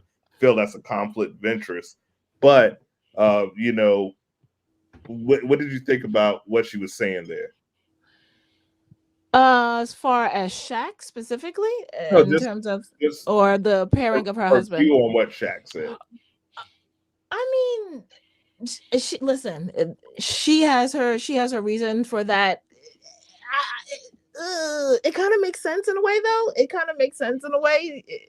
I kind of follow where she's going, because if he's not in a position with the woman, then why are you giving people advice about women? Because I'm Shaquille O'Neal and I have Papa John's. I don't. I mean, I think Yeah. here's the problem. I think every dude has been in that relationship where you really open up, you really get vulnerable, and you talk about your hopes, your dreams, your fears, your problems, whatever have you, and it gets thrown back in your face. And me and my girlfriend have this argument all the time, because she's always like, I want to say more all the time. I said, you have enough ammunition for now. We'll revisit your ammo pile later. Like, that's, you have enough ammunition for now. I'm not going to heap any more coals on your head just at the present moment. And she gets kind of offended, be kind of like, I've seen it. I've been in that relationship. I've seen it happen in that relationship. When things start falling apart, her and I had broken up previously. It was not fun. It was not messy. Or, I'm sorry, it was not fun. It was very messy. Let me get that right. It was not fun, very messy. And I said, yeah, and you called all your friends and family and told them all of my business. I watched you do it. Like, so it's a kind of like, even though we're in a better place now, we're all in a better mental health place, we're more medicated, we're better people, all this type of thing. It's like, I've seen this happen, just us, babe. Like, we already played this story. So it's like, it can be really hard to go there and be that open when the openness you have today could be the bomb you have to deal with tomorrow. Oh. And so in that way, I kind of take the side of like, yeah, even in an intimate relationship, as a guy, you have to be circumspect and careful about what you say and what you do, because it can come back. Ask anyone who's been divorced, been through a bad breakup. Everything suddenly becomes fodder. It's not a lot of fun. And a lot of my therapists got a lot of good checks out of me. Because of that. There are some therapists that got paid. Fortunately, I had a Black therapist. The money stayed in the community, but it was good. But it was still several months of sessions with him to work through a lot of that stuff. So yeah, I'm with Jack. Yeah, you got to be careful. You got to be careful. And that's not a read. That's just, I've seen it too much. CJ? So let me get this straight. So Monique has a problem with D.L. Hughley and them saying something about her husband, but she can talk about whoever she want to talk about, even when people ain't talked about her. So she threw a shot at Shaq for what? But no reason. It's like she's just this person that can just dish out whatever she want to dish out to people, and then when they kick it back, she becomes the victim. But it amazes me how none of her kids talk to her, her family don't talk to her, other celebrities don't really mess with her, but it's them, right? The only place in life where we'll see one person where all these people don't mess with her, and it's them. If it was anybody else, we'll be saying, "You think it's you? You think you're the reason why people think this?" Nope. Just with Monique, we like it's them and not her. It's not adding up to me. That don't make sense. Nobody. Well, I mean, let's also be fair. This was kind of a setup on Unk's part, because a lot of people have asked about her rather odd relationship with her husband, and I'll grant you, her relationship with her husband does not make a lot of sense to me. It gives weird. And he kind of set that up as a sort of like, how can you be so open with this man and act like he raised you like he's your father, whatever have you, when it seemed like that's, and that was the setup for this clip, and that was the conversation around this clip sort of thing. And so I think it was a bit of a setup on her part. She didn't bring it up, let's put it this way. So I don't necessarily know that she intended to be speaking out on all of that necessarily. Kind of Mr. Sharpe's fault. But I mean, to your point though, if enough people aren't talking to somebody or aren't doing stuff with somebody, it does cause one to wonder, are 50 people really that wrong? It's if 50 people aren't drinking from that bowl, what's in there that nobody wants to you sort of, you have to start asking those questions and having those thoughts. And I think I missed something in the beginning of that clip. So all I caught was Monique saying that she's not taking advice from someone who doesn't have a woman, right? So and yeah, because I have to tap it and I didn't hear that. I don't think I heard the first part. Shaq on his podcast was saying men should not vent to their partners. He shouldn't pillow talk to their partners. He shouldn't put their issues, their problems on their partners. And she was kind of saying, if you have a partner that's solid, who else are you supposed to talk to? And Shaq, you're not with anyone. Who are you to give advice? Okay. And you don't have a woman, a partner. Right. Oh, I see. He's also been married and had 5 kids, so I don't think he's completely. He's not dismissed. From having someone. So I want to come back on that then. Well, now that I really have an understanding of the actual concept of the dialogue, then I actually am with Shaq to a certain extent. Some baggage needs to be sorted out with yourself. You understand? Like either you, yourself, and your therapist. It depends on how heavy the baggage is. That may be a little bit too much for your partner to carry. It depends on the dynamic of what it is that you're venting. Now, it seems like listening to, Auntie Monique, so to speak, and in regards to her relationship with her now current husband, he seems to have provided her such a safe space, in which she is, professing to us. And because the way she's speaking, I'm like, dang, like, that sounds kind of good. Like, and I'm not saying that I don't have that already, but I understand what she's saying in regards to having her man as her protector and there to ensure that, business is being handled, so that everything that Black women go through, she doesn't have to go through. So I get that aspect in regards to her awe and her love and her admiration for her husband and how she sees him in regards to their dynamic. But Shaq is actually correct. I'm going to actually state that Shaq is correct to some extent. Not all things need to be vented to your spouse.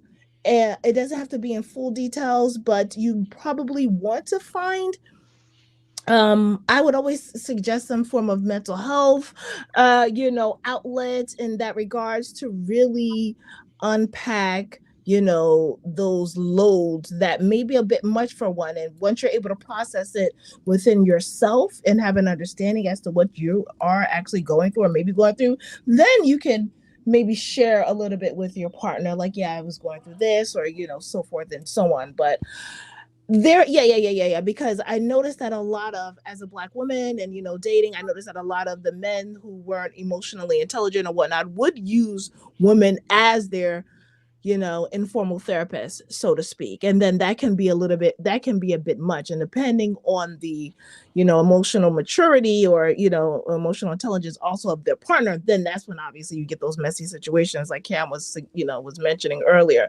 So that's one of those things. It's kind of, you want to weigh how heavy the load is that you are sharing, because some things may be just your own personal healing journey that you need to unpack and kind of sort out with yourself, and maybe a bit much for a partner. I mean, from Monique's whole standpoint, if that's gonna be her viewpoint, her whole interview is negated. Like, that means you can't give us advice on anything. You can't give us advice on a hit movie. You can't give us advice on how to negotiate. You can't give us any advice because you ain't do it. Whoa, but we can learn from her. We can learn from her mistakes. So just because folks don't do it, we still learn from what they didn't do. Okay? And she's actually being very honest about what she didn't do in the areas in which she, was insignificant or, didn't really have much knowledge in. Then she got to say the same thing about Shaq. Netflix offers you at $1.5 million. Take the damn deal. I mean, you got other. And that's also. I mean, I think I would just like to put out there and say, when she's kind of dismissive, this is where I disagree with her. When she's dismissive of, are you going to talk to other man? Yes. Oh my God. Do other men need other dudes to talk to about stuff? Yes.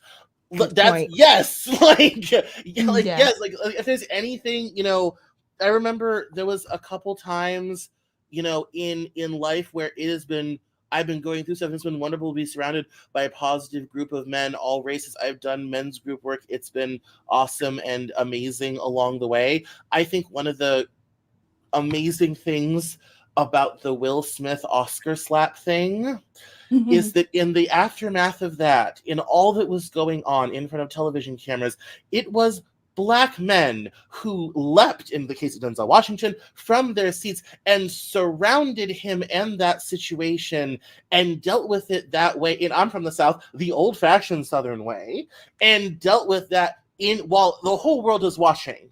And dealt with that, and it was a group of Black men that dealt with that situation and handled it in that moment. And in another day and time, that would not have been there. He would have been hauled out by the police, and Lord only knows what would have happened after that. But we're in a place now where that could have been. You had 12 wonderful guys who were able to handle that, and so it's like, yes.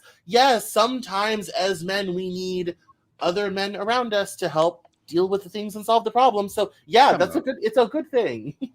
Cam, he's right. Cam is right. No, Cam, I like you. I like your viewpoints. What color was the dude that he hit? Also Black. Okay. Yeah. So Don't do that. No, I'm not saying that that's. But still, even within that, even if you have a group of all the same color, all the same cultural background. You're still gonna have the fact that you can still deal with that internally as a group, as an industry, as peers. If two peers have a problem, the rest of us can also. It can be good for the rest of us to get involved in that if that's what's called for in that moment, or because that is a form of a support network. Support networks come in different forms. Let's take Will Smith out of this, Cam. I apologize. Let's make this a school. Let's make this a school, and another kid went up and hit another kid, and everybody circled the kid that hit the kid. What conversation are we having?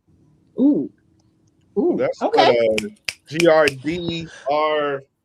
Yeah, he said he didn't like it. Legally blind. So he said yes. GZDR4F. I actually didn't like seeing that. Now, one of them went on stage to comfort Chris Rock. Thank you. Match point. No. Match point. I mean, you got me there. Match point. Absolutely. Love 40. No, match point. Yeah, that's true. But I still follow where you were going in regards to the bromance that nobody really talks about. Like, I think we do need to highlight the importance of the bro code, the support group. So back to what your point was, Cameron, in regards to the peers and having your like kind of like that barbershop sort of environment, camaraderie, to whereas yes, they all surrounded Will Smith, but yes, there should have been some brothers surrounding Chris Rock as well. But in to bring it back home and to bring that point, yes, it's okay for you to talk to your boys too. You don't have to tell everything to your girl. You can talk to your boys too if you don't. After you find out if he's talk about a moment that should have definitely been a conversation, not a slap on national television. That's an example of there was a better way to deal with that. Was a situation that was that not handled in a great way from start to finish. The yak started to kick in. The yak, she did say all she needed was one sip of Unksa cognac. I think one element that we're missing, though, women have been venting to each other since the beginning of time. Easy.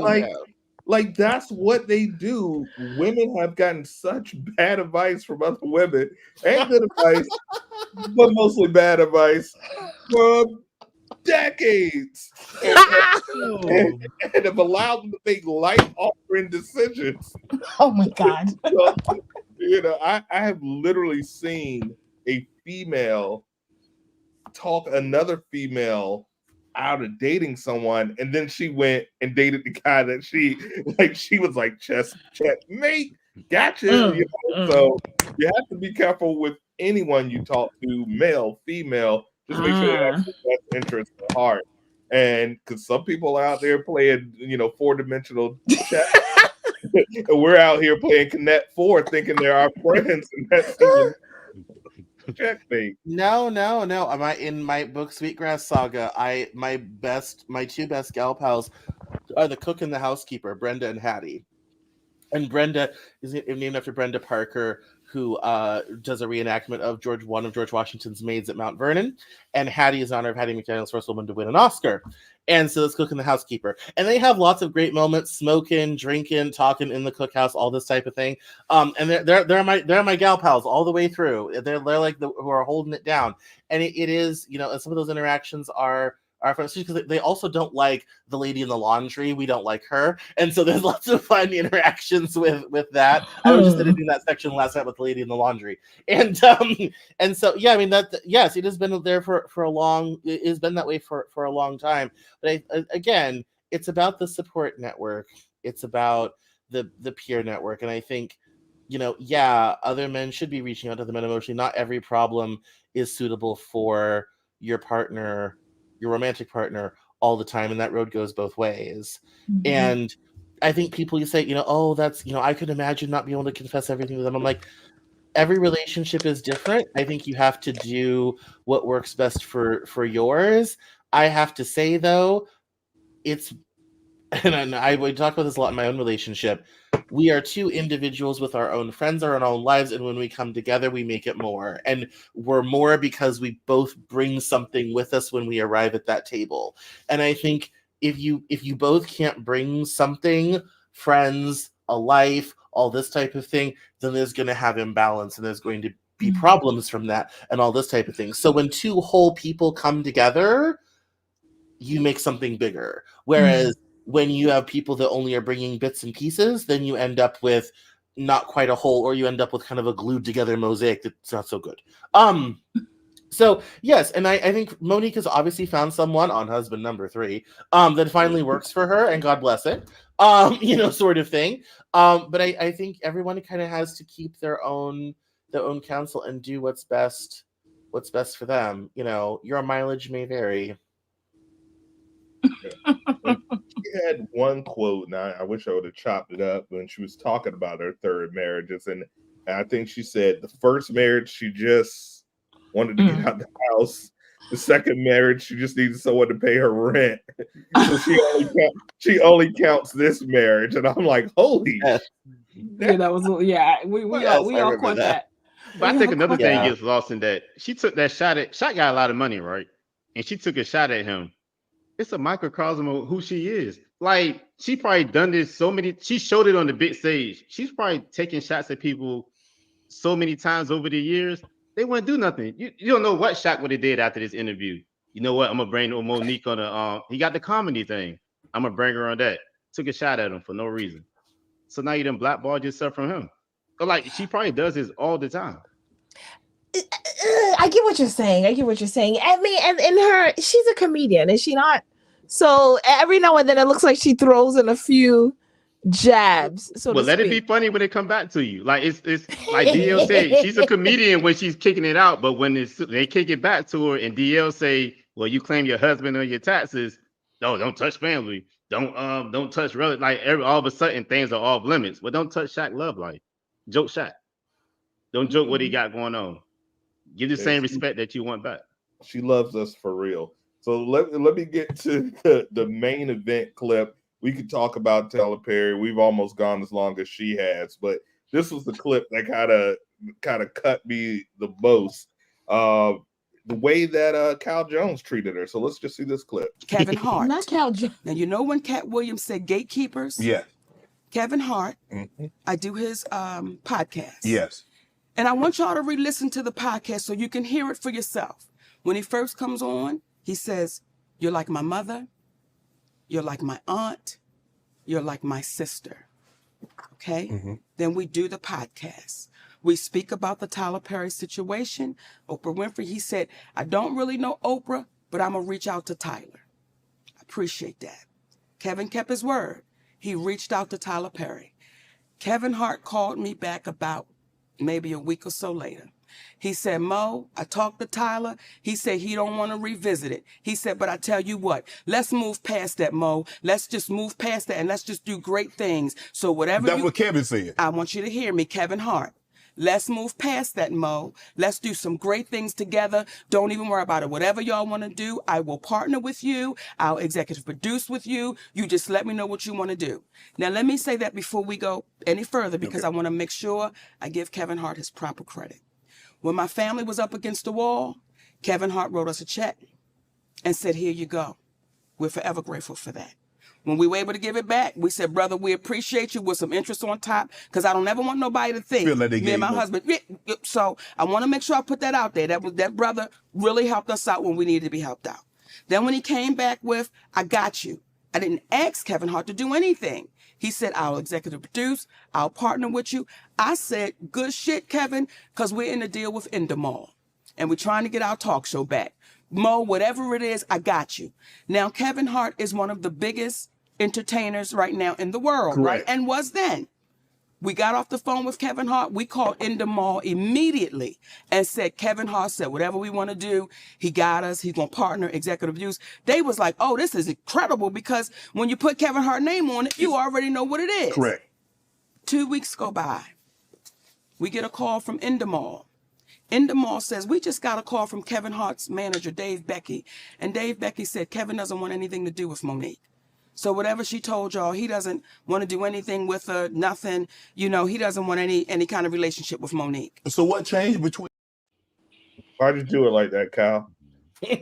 I'm so tired of victims, man. I can't do it. Like, I'll do this episodes just to do entertainment, but it's draining. So out of all of that, let me give him his credit. He wrote a check when our back was against the wall. That's all that matters. Everything else you say, I don't even care about. When your back was against the wall, Kevin wrote the check. Not your husband, not the dude that raised you, the dude that you're married to, the dude that said, they gave vows and said that he'll take care of you. Another man came and wrote your check. So Kevin Hart ain't got to do nothing else. If I ever like pay somebody rent or write them a check or whatever to get them by, don't come to me all of a sudden saying that I didn't give you a job. This is what I'm talking about with her. The dude wrote a check when your back was against the wall and you still come out and dog the dude out because he didn't give you a call back. You know what? When the facts change, your decision changed. Maybe Kevin Hart thought something. He went around, started asking around. People gave opinions. He changed his mind.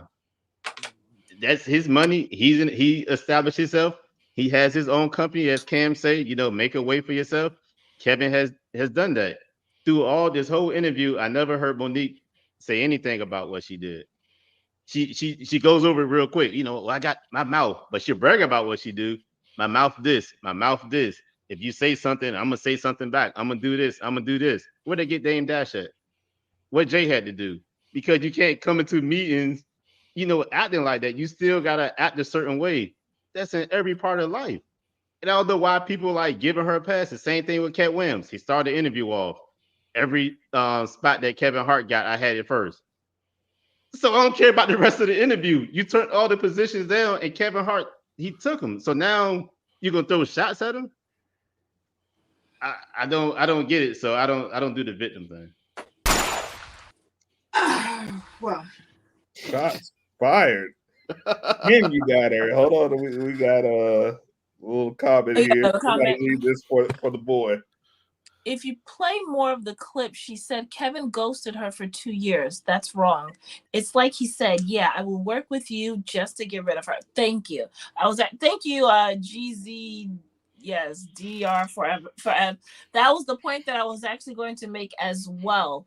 What happened is she thought that she had a friend in Kevin Hart, is from my understanding of her story. She thought she had a friend in Kevin Hart, as we saw. As she explained and gave him credit and acknowledged the fact that he was there for her. But also in being there for her, he had also made some promises. You see, there was a dialogue. Oh man, your back's against the wall. I know what that's like. Here you go to get you, to hold you guys over. In addition to this, I'm going to get you put on so that basically you can get back to making your own money. You and I are going to do something together. So what happens is, it's like you and I, okay, Cal, I'm coming on your show. Oh man, great. That Cal, that's what's up, because you guys are on After Dark. It's lit, right? The next thing you know, someone else outside, I never met this person, I don't know this person, is calling me and saying like, yeah, you know what, Cal? Yeah, Cal's not gonna do the show with you. Yeah, Cal's not doing a show with you. And you're like, wait, and I'm like, wait, I spoke to Cal directly. What are you talking about? Like, that doesn't make any sense. Yo, Cal, this dude is saying this, or I'm gonna take care of it, and you never call me back. Cal, what kind? You think it's okay just because you cut a check? So you think the money that is that it? Yes, yes, Yes. it's okay. Yes. Oh, okay. Yes. Well, then that's you. Okay, so that you basically. Yeah, like, right. No, I think. They're I mean, like, yeah, I think Monique likes to echo what Cat Williams says about gatekeepers and who the favorites of who gets picked to be the golden people in Hollywood and who doesn't. And it's and very truly, it's who is willing to play certain games or not. And that's let's say that's a lot of industries. I mean, that's I used to work in fashion. It was that way. The bigger fashion industry is certainly that way. We don't like them, but we do like them. It's like, we don't like this person over here, but we do like Rodard, all this sort of thing. And I think that is, I think both of them have that complaint of, and to your point, Cal, it does kind of come off as bitter Betty of, well, the Cat Williams didn't become Hollywood's favorite. Monique didn't become Hollywood's favorite, sort of thing, and who's responsible for that, all this type of thing. Now, I do think, though, less so for Cat Williams because he most certainly has a career and makes his own money, more so for Monique. There were people that definitely made sure opportunities didn't flow in that direction. Cat Williams, honestly, complain less, sir. You're doing well. Complain less. Monique, I think, is a little bit larger of an axe to grind because it has not gone well with her so much. And so I think it does seem kind of like wow, who is, really stopping these opportunities from flowing, and who gets, and that's, and again, that's gotta hurt when someone promises like that, and that's money, that's connections, that's distribution, that's network, all this type of thing, and for them to all of a sudden, not even themselves, through management, to come along and say, oh no, we're not doing any of that, sort of thing. That, even if it's like, okay, let's move on and find the next opportunity, and I'm with you, yes, that's a tough pill. That'd be a tough one for me to swallow.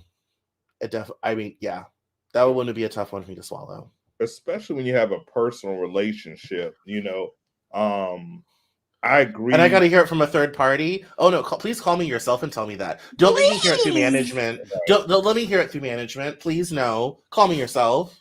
That's just polite. Yeah.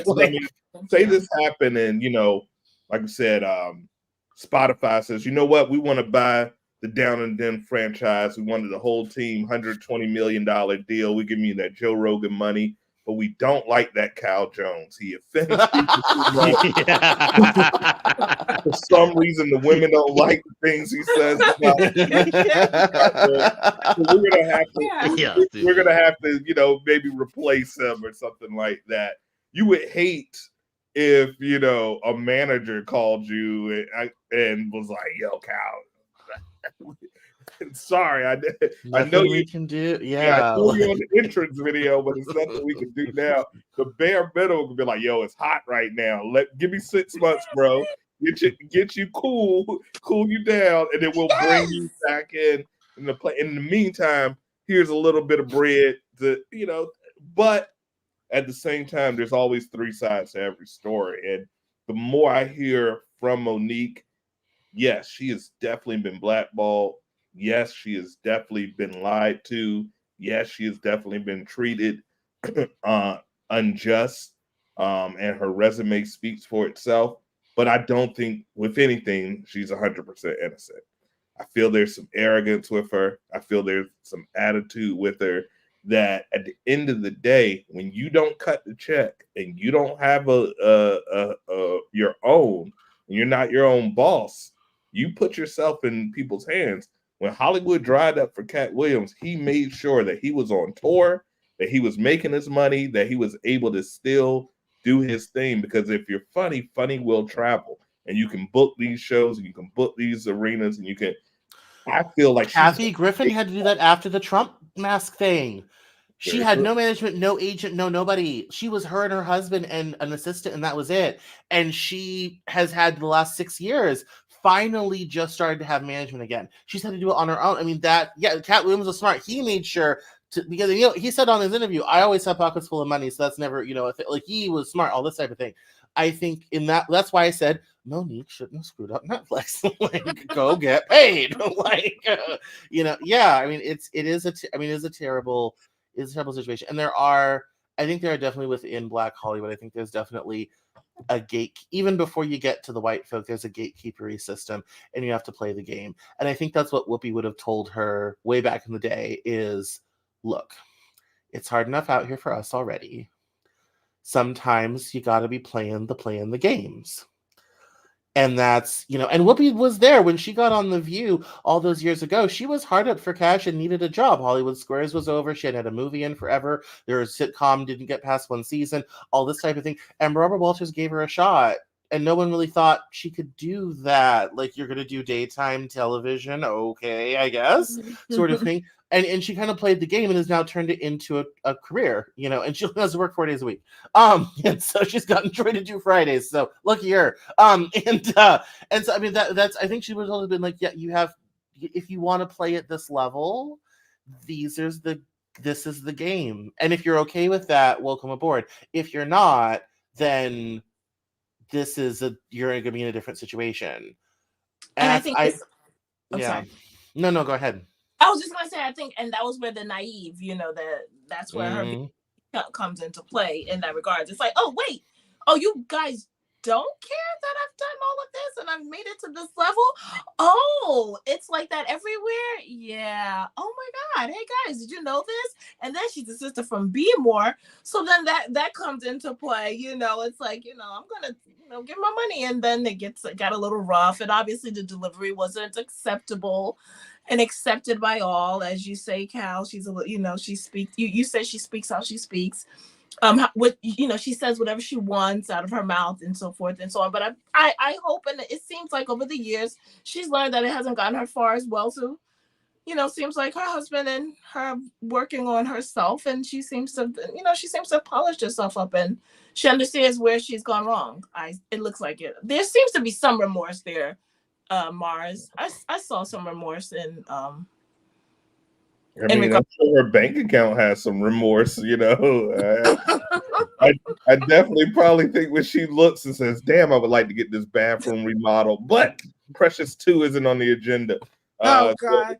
So, I mean, I hope that somebody somewhere, Amazon or somebody, gives her an hour special for a nominal fee that gets the career back on the ground. I feel like she could have a great third act. I mean, I think if Eartha Kitt can bring it back around after causing the First Lady of the United States to cry, which did nothing for her career for 15 years, I feel like Monique could have a really great third act. But I think there's a bit of humility that's going to have to be there to be kind of like, and it may be on Amazon Prime, and it may only be $800,000, but take the check, schlep out to Amazon, do the special, get back on top, and then let's see what may happen after that. Keep trending. What was the great first act from Monique? The Parkers. The Parkers. Queens of Comedy Tour. I mean, she's she's a great stand-up. She's a genuinely good stand-up. I've never heard anybody say Monique coming into town. We about to go see her. Whoa. I've never seen this demand for this. I've never seen nobody say the Parkers come on tonight. Let me DVR that. What are we doing? I am her demographic. I am the demographic. I am that little girl that was watching her and Countess Vaughn with, I mean, the laugh down to the giggle all the way to the end. I can sing the entire song for you. Hold on. Is UPN even still out? No, I think it's something else now. What is it? I forget what it's called. It's something else now. But WB? No. no, it's changed names and hands many times. Yeah, CW. That's what it is now. Yeah, it's which is now Warner Media, which is a whole disaster. Don't do business with Warner Media right now. They're playing games. Like the Parkers went into syndication. Matt, $2 billion.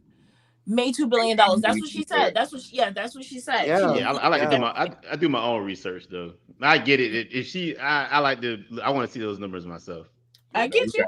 Yeah, no. I mean, I have a bit of an issue with the how the hell did the Parkers make $2 billion in syndication? Like that hasn't been on in a long time. Like I haven't seen that on the air in a long time. Like I do have questions about the numbers and figures of all of that, but it did go into syndication while it was still on the air, and I think there is some money there that she has not been paid. Is it billions? No, maybe tens of millions, but that's okay. That's okay. But my point is that all was great? She is a name. We've spent the last 2 hours talking about her, so there's that. So take the Amazon Prime stand-up special with a budget of not a whole lot, do it at a theater in Baltimore as a homecoming thing, and use that as your springboard for bigger and better things. Because if they have a great experience with you, there's new opportunities. She does not have to go back to Oprah Winfrey begging for thread. She does not have to ever talk to Tyler Perry ever again. There's the rest of the industry she can work with and not deal with them. But I think she's going to have to, do that one thing that's going to get her back in the game. Mm-hmm. So like I said, schlep out to Amazon Prime, do a special for $500,000 at a theater, get back on top. It gets less and less.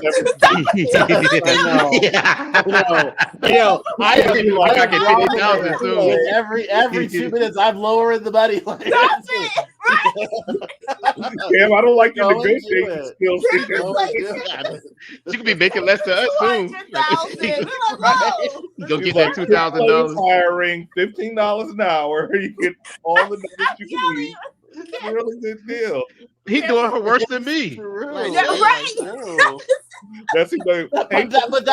that's my point, though, is that if she wants to get back in the game, these are the decisions and conversations that may have to be had. Unfortunately, you may have to have Jeff Bezos have you for that amount of money. Well, she did stop it with the Oprah. She did announce that she's on a Cat Williams tour, so that should get her back up and running, get her trending, keep her going. So she's back in the. That's a nice check. Yeah, that's a nice check. But y'all skipped over something. Don't do Tyler Perry like that. Oh, Lord. Not Medea. Y'all skipped over something. Cal. How far was Monique down that she had to go get somebody to write a check for her? What was you doing? I mean, it sounds like she was down. Was blacklisted. She was making, she said, $2 million a year. Go get a job. You got a whole husband. Then he made promises to her too. He's her manager. He gets 10% of what she's making. So 10% of zero, I'm not a bad. He's like, I'm gonna just sit here with you too. I ain't mess with that on my. He said, I'm gonna sit here with you too while we ain't making no money. No, he said he's going to take care of it. See, she said that's when she knew that she was with a man. That's when, because I think she was handling it, and then I think the roles switched where he was back as the king. Like they just shifted like naturally. Back as the king. He stopped being the king. We have a question. Listen, she always acknowledges him as a king. Do the panel think actors' salaries should be made public the same way athletes and CEOs are? It could help in some way if a director or studio tried to lowball an actor, they would receive backlash. I agree with that. Actors, I think all industries have complete transparency when it comes to what they're paying. Because we all know there are people that are doing the same exact job that are getting paid pennies on the dollar. I worked in an office where I got a 7% raise and the rest of the office only got 5, and they all told them there wasn't enough money for bigger raises. And I stood out and said, well, that's BS because I got 7%. And people got pissed off, and rightly so. And rightly so, by the way. I wasn't even mad. I'm like, no, they did you all bad, and you all should go address that with them. Like, sort of thing. I mean, yes, I mean, I think that absolutely. And here's the thing about it. The whole pay equity thing, this isn't even a black-white color issue. This has been an issue between men and women in mainstream A-list white Hollywood for quite some time, particularly on how women, especially even white women, can get terribly underpaid for comparable roles. And television movies are bad enough. Television is even more brutal. That came up when they were casting for The Crown, and that Matt Smith was getting paid more than Claire Foy, who was literally playing the queen, and people thought it was unfair. She's the title character, she's the title role, and is making less than Matt Smith, who was who maybe worked 3 weeks of the whole production because he didn't have that many scenes in the first season. And it was like, well, and someone said, like, well, here's the reality. At that time, Claire Foy was a nobody. No one knew who she was. Matt Smith had just come off Doctor Who, and he was in British television, he was the biggest name going at the time and commanded the salary, even in America, for being the biggest thing going in British television. And she was an unknown, so she got less money, all this type of thing. But this is where pay transparency would be helpful, because then you at least know where you're starting from. Yes. And I think that can be incredibly helpful in understanding what ballpark to put your mind into. And as someone who works for myself and has to negotiate my own contracts and all this type of thing, it can be sometimes hard to say, you don't want to overshoot, as because it's like, do you want the business, but you don't want to overshoot. There's always that balancing act, and so you have to go and research and what's the industry scene, all this type of thing. I think some transparency would be helpful, especially in entertainment, because it's so subjective, and people will play games. Absolutely play games. Absolutely. And I mean, I think the biggest story to look at when it comes to taking sometimes you have to take not the most favorable deal. Look at Iron Man. That very first movie, Robert Downey Jr. had just come off of being blackballed completely. He had been in prison. He was known for just effing up on set, even though he was an extremely talented actor, but he had troubles. Terrence Howard was actually paid far more because he had just come off of Hustle Flow and several other successful movies when they shot the first Iron Man. But the movie became such a success and arguably launched the biggest franchise in Hollywood history. By the end of the day, Robert Downey Jr. was making $100 million, $150 million for these roles, and Terrence Howard was playing one of the lions.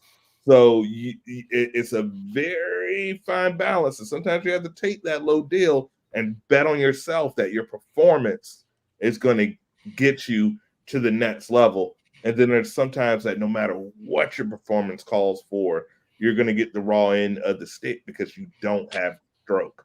So I think that is where self-reflection and knowing where you are and what you bring to the table is all about at the end of the day. Yeah, no, and that's the understanding, bringing full circle, understanding your value and your worth and what you're bringing to the table and what you can do, and also understanding how much money is being made off of you. I think that's one of the kind of the toughest things in all of that is when you have people depending on you. I know people said I'm responsible for other people getting their bills paid, so I have to be very good at what I do. And that's that was its own thing and problem of understanding. Okay, if you're gonna make X, my price has gone up. It's like when I do negotiations for futures and speaking at big corporate starts at $10,000. My other businesses, we do 2 to 8. But you're a Fortune 500. I will not walk into your building for less than $10,000. I don't know where the airport is for less than $10,000. Like, it's only right over there. I can't.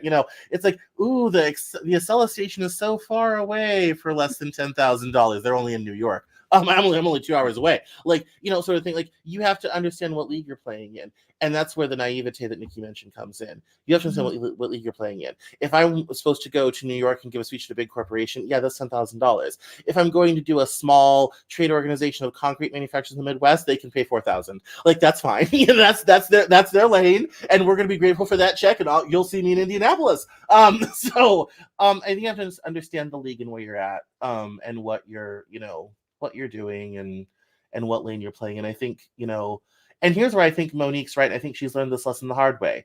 Don't get caught up in the fame monster.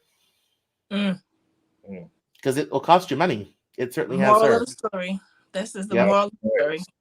And I think the moral of a lot of these stories, actually. At the end. lot of these stories. Yeah. On the man. And crack. I think those two go hand in hand. But I think that is a perfect. Oh, we have one more comment. A dangerous precedent could be what Jonathan Majors will go through. We know he is a great actor, but because he got in trouble, he is going to have to do a lot of givebacks and compromise his salary. Just be put on again. Just to be put on again, I guess is what they're saying. That is a director's dream scenario. Yeah. No, you're absolutely right. We did grovel? They want you to not incorrect. Not incorrect at all. Skills on Jonathan Majors. He might have to go see this guy. What? Let's just hope no more acrimony. No more acrimony. We don't know how she got off the boat. Like, no more of that. Like, don't you touch it looking good, Jonathan Majors. We're right. But that's anybody's dream scenario, though. I mean, how many crackheads that you pay like $10 to cut your whole yard? Like, they got an issue. All they right, need the money to go. Personally attacked here. I wasn't talking about you. I've done it. Yeah. Conscious. We gotta stop separating these things to just like Hollywood. I like to bring things out just like in real life. And we got this like moral compass with just Hollywood people, and you should do this and you should negotiate that. We do this all the time. If I got a pair of shoes that's worth $400, but somebody's gonna pay $900, I'm not gonna say, well, I won't take the $900. I'll take $400 because it's worth it. I'm gonna get the $900. We negotiate all the time. They just do it on a higher level. And in negotiations, your job is to get the best deal for you. Ain't nobody here turning down no good deal. Even if they know in their mind, like, well, this penny is not worth $200. It's worth 1 cent. I'm gonna still sell it if somebody buys it for $200. So what's the difference between that and then Hollywood? Well, that's understanding the league you're playing in, and sometimes it's the location, it's the scarcity, it's that you have it, you can have it now. Like, that's the shoe game. I like to sell. I sell a lot of stuff on it. Like, that's the shoe game. It's kind of like you could wait for a better deal, but I also have these in a box for you right now. Like, you can walk away with them today, sort of thing. Like, it sometimes can be a matter, and I do the same thing. Sometimes I'm kind of like, I probably overpaid for this, but I don't have to go out and try to find more of it and play all this type of thing. I was able to just boom, done, move along. Like, that's the thing. You have to understand league and container and where you're at and what you're doing, and that's where, and unfortunately, that's a hard lesson to learn if you don't know that. Oh, Cam, you just messed yourself up. Why? So you know that you overpaid for the shoes, right? Yeah. So you don't think Monique know that she was underpaid for those roles, or underpaid for anything she was doing, and she still signed up for it?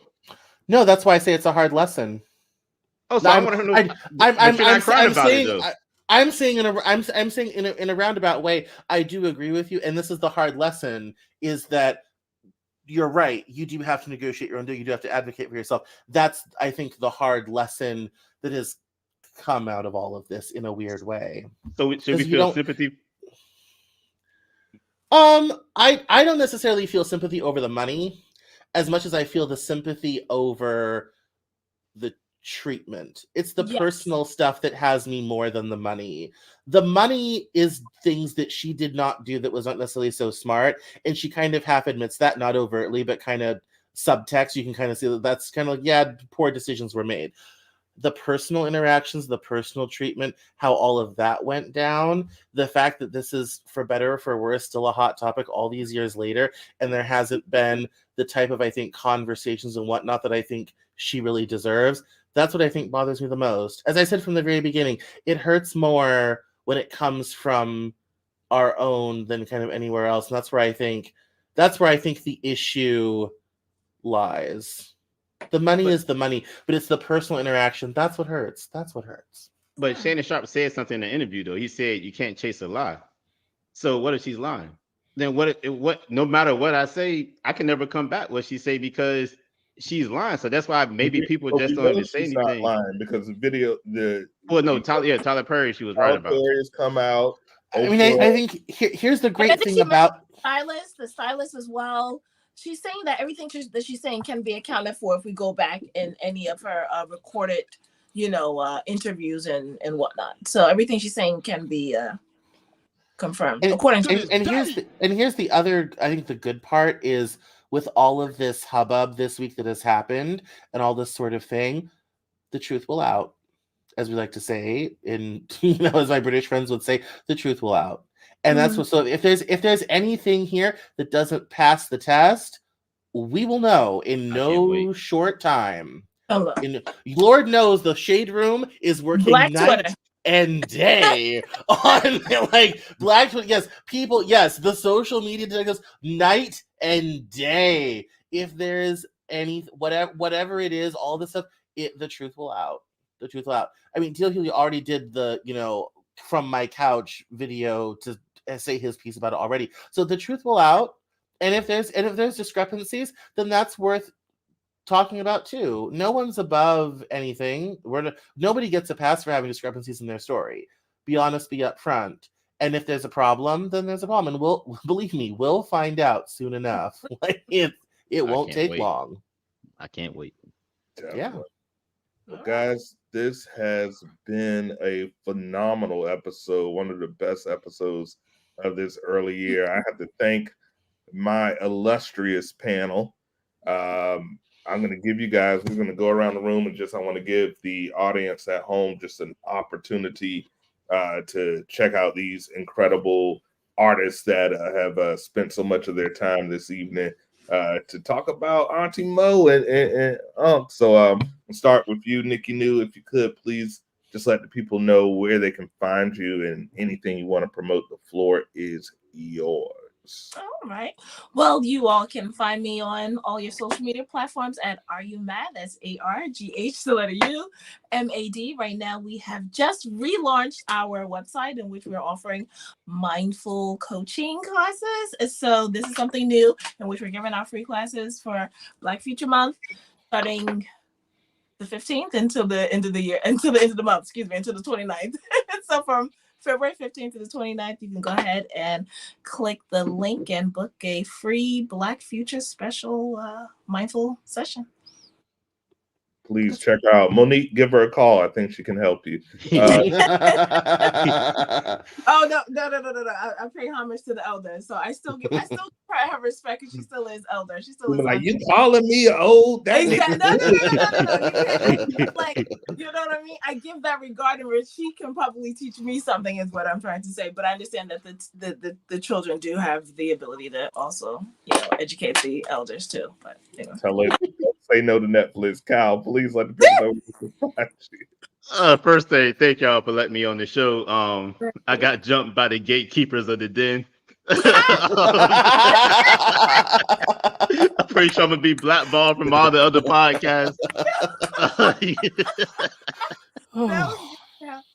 But Cal Jones, Sports Unfiltered, the Den. I don't know, Mars. I like this lineup. Like it's diverse. Everybody got different opinions. We all can articulate ourselves. Everybody got good internet connection. I had the worst, but it'll get better. I really enjoyed tonight's show. But TikTok, Cal Jones 813, Instagram the same thing. Cal Jones 757 on Facebook. Please check him out and check out the amazing sports shows. And if you've been listening to Cal Jones Sports Unfiltered, blow the whistle, and you've been following my bets, you've made a lot of money. Yeah. $Shine930 is my cash app. I want my 10%. Cam, please. Oh my goodness. No, Cal, I appreciate you, Cal. I love your perspective. It makes for great listening. I would have you on my show, but I don't do sports. So maybe we'll have to get together and find something to talk about for 45 minutes. Neither do we, Cam. Neither do we. No, we don't. We look at it 5 minutes before we come on. That's So we'll find something to talk about for 45 minutes. But so my name is Cameron Lee Cowan. You can visit me, CameronJournal.com. I'm at Cameron Cowan on Twitter and Instagram, Cameron L. Cowan on Facebook, and Cameron Journal on TikTok. I have new interviews with authors coming out at least every once a week, and podcasts, all this type of thing. If you want to find it all, it's easy to find, CameronJournal.com, and watch the space because we have new books coming out this year. Including a reissue of my first book, and a book about millennials, America's Lost Generation, and hopefully, fingers crossed, a Sweetgrass Saga, which is a Southern epic set in 1850 that, like Downton Abbey, does upstairs, downstairs, where we get to see antebellum plantation from both perspectives, white and black. So I'm in the middle of revising it right now. We'll hopefully have that out this year. So watch this space, and pre-orders will be coming out soon for it. So please check that out. I'm gonna check it out. It's gonna be a must read, and I don't like reading. Don't let the glasses fool you. I don't. So if I'm gonna check out the book, you know it's good. So please support Cam. He is a phenomenal everything. And please check out our episode of Politicking as Usual that's out right now. And guys, you know who I am. It's your boy Mars from Mars Media. Thank you guys for tuning in. Thank you for people in Twitter, Twitch, Facebook, YouTube. I said Facebook already. X, which is the same as Twitter. Thank everybody for tuning in tonight. The best way to support the channel is our merch. And right now we do have a sale going on where you can get cool things like this Down in the Den hat, or tasty things like this mug with, look, the resemblance is uncanny. So if you want to support the network, that's the best way to do. Just copy that link, buy yourself a shirt, buy yourself a hat. You can get discounts using Cal Jones, CALJONES, or Nikki New, NIKKINU, right on the site, and get yourself some discounted merch. Guys, once again, thank you so much. Cal, you're right. This lineup was phenomenal. Nikki, you are Le Magnifique. Cameron, you are Le Magnifique. Cal Jones, you are Le Magnifique. You guys are welcome any single. It's not the homophobia, brother. It's 2024, damn it. I can blow. No, I love talking to Nikki. Her and I haven't talked since I accidentally did her show, which is a health and wellness show, and I came on to talk about politics. So I love talking to you again. Do it all, baby. We got the whole spectrum covered in this room alone. So you know what to do, guys. I ask one thing, which is technically three things: like, comment, and subscribe. Make sure you support all of my partners here that made this show so enjoyable to you. The replay will be in about an hour and 45 minutes at midnight, wherever you stream your audio at. So, guys, for the After Dark crew, we appreciate you for tuning in, and we will check you out next time. We're out. Deuces. Peace.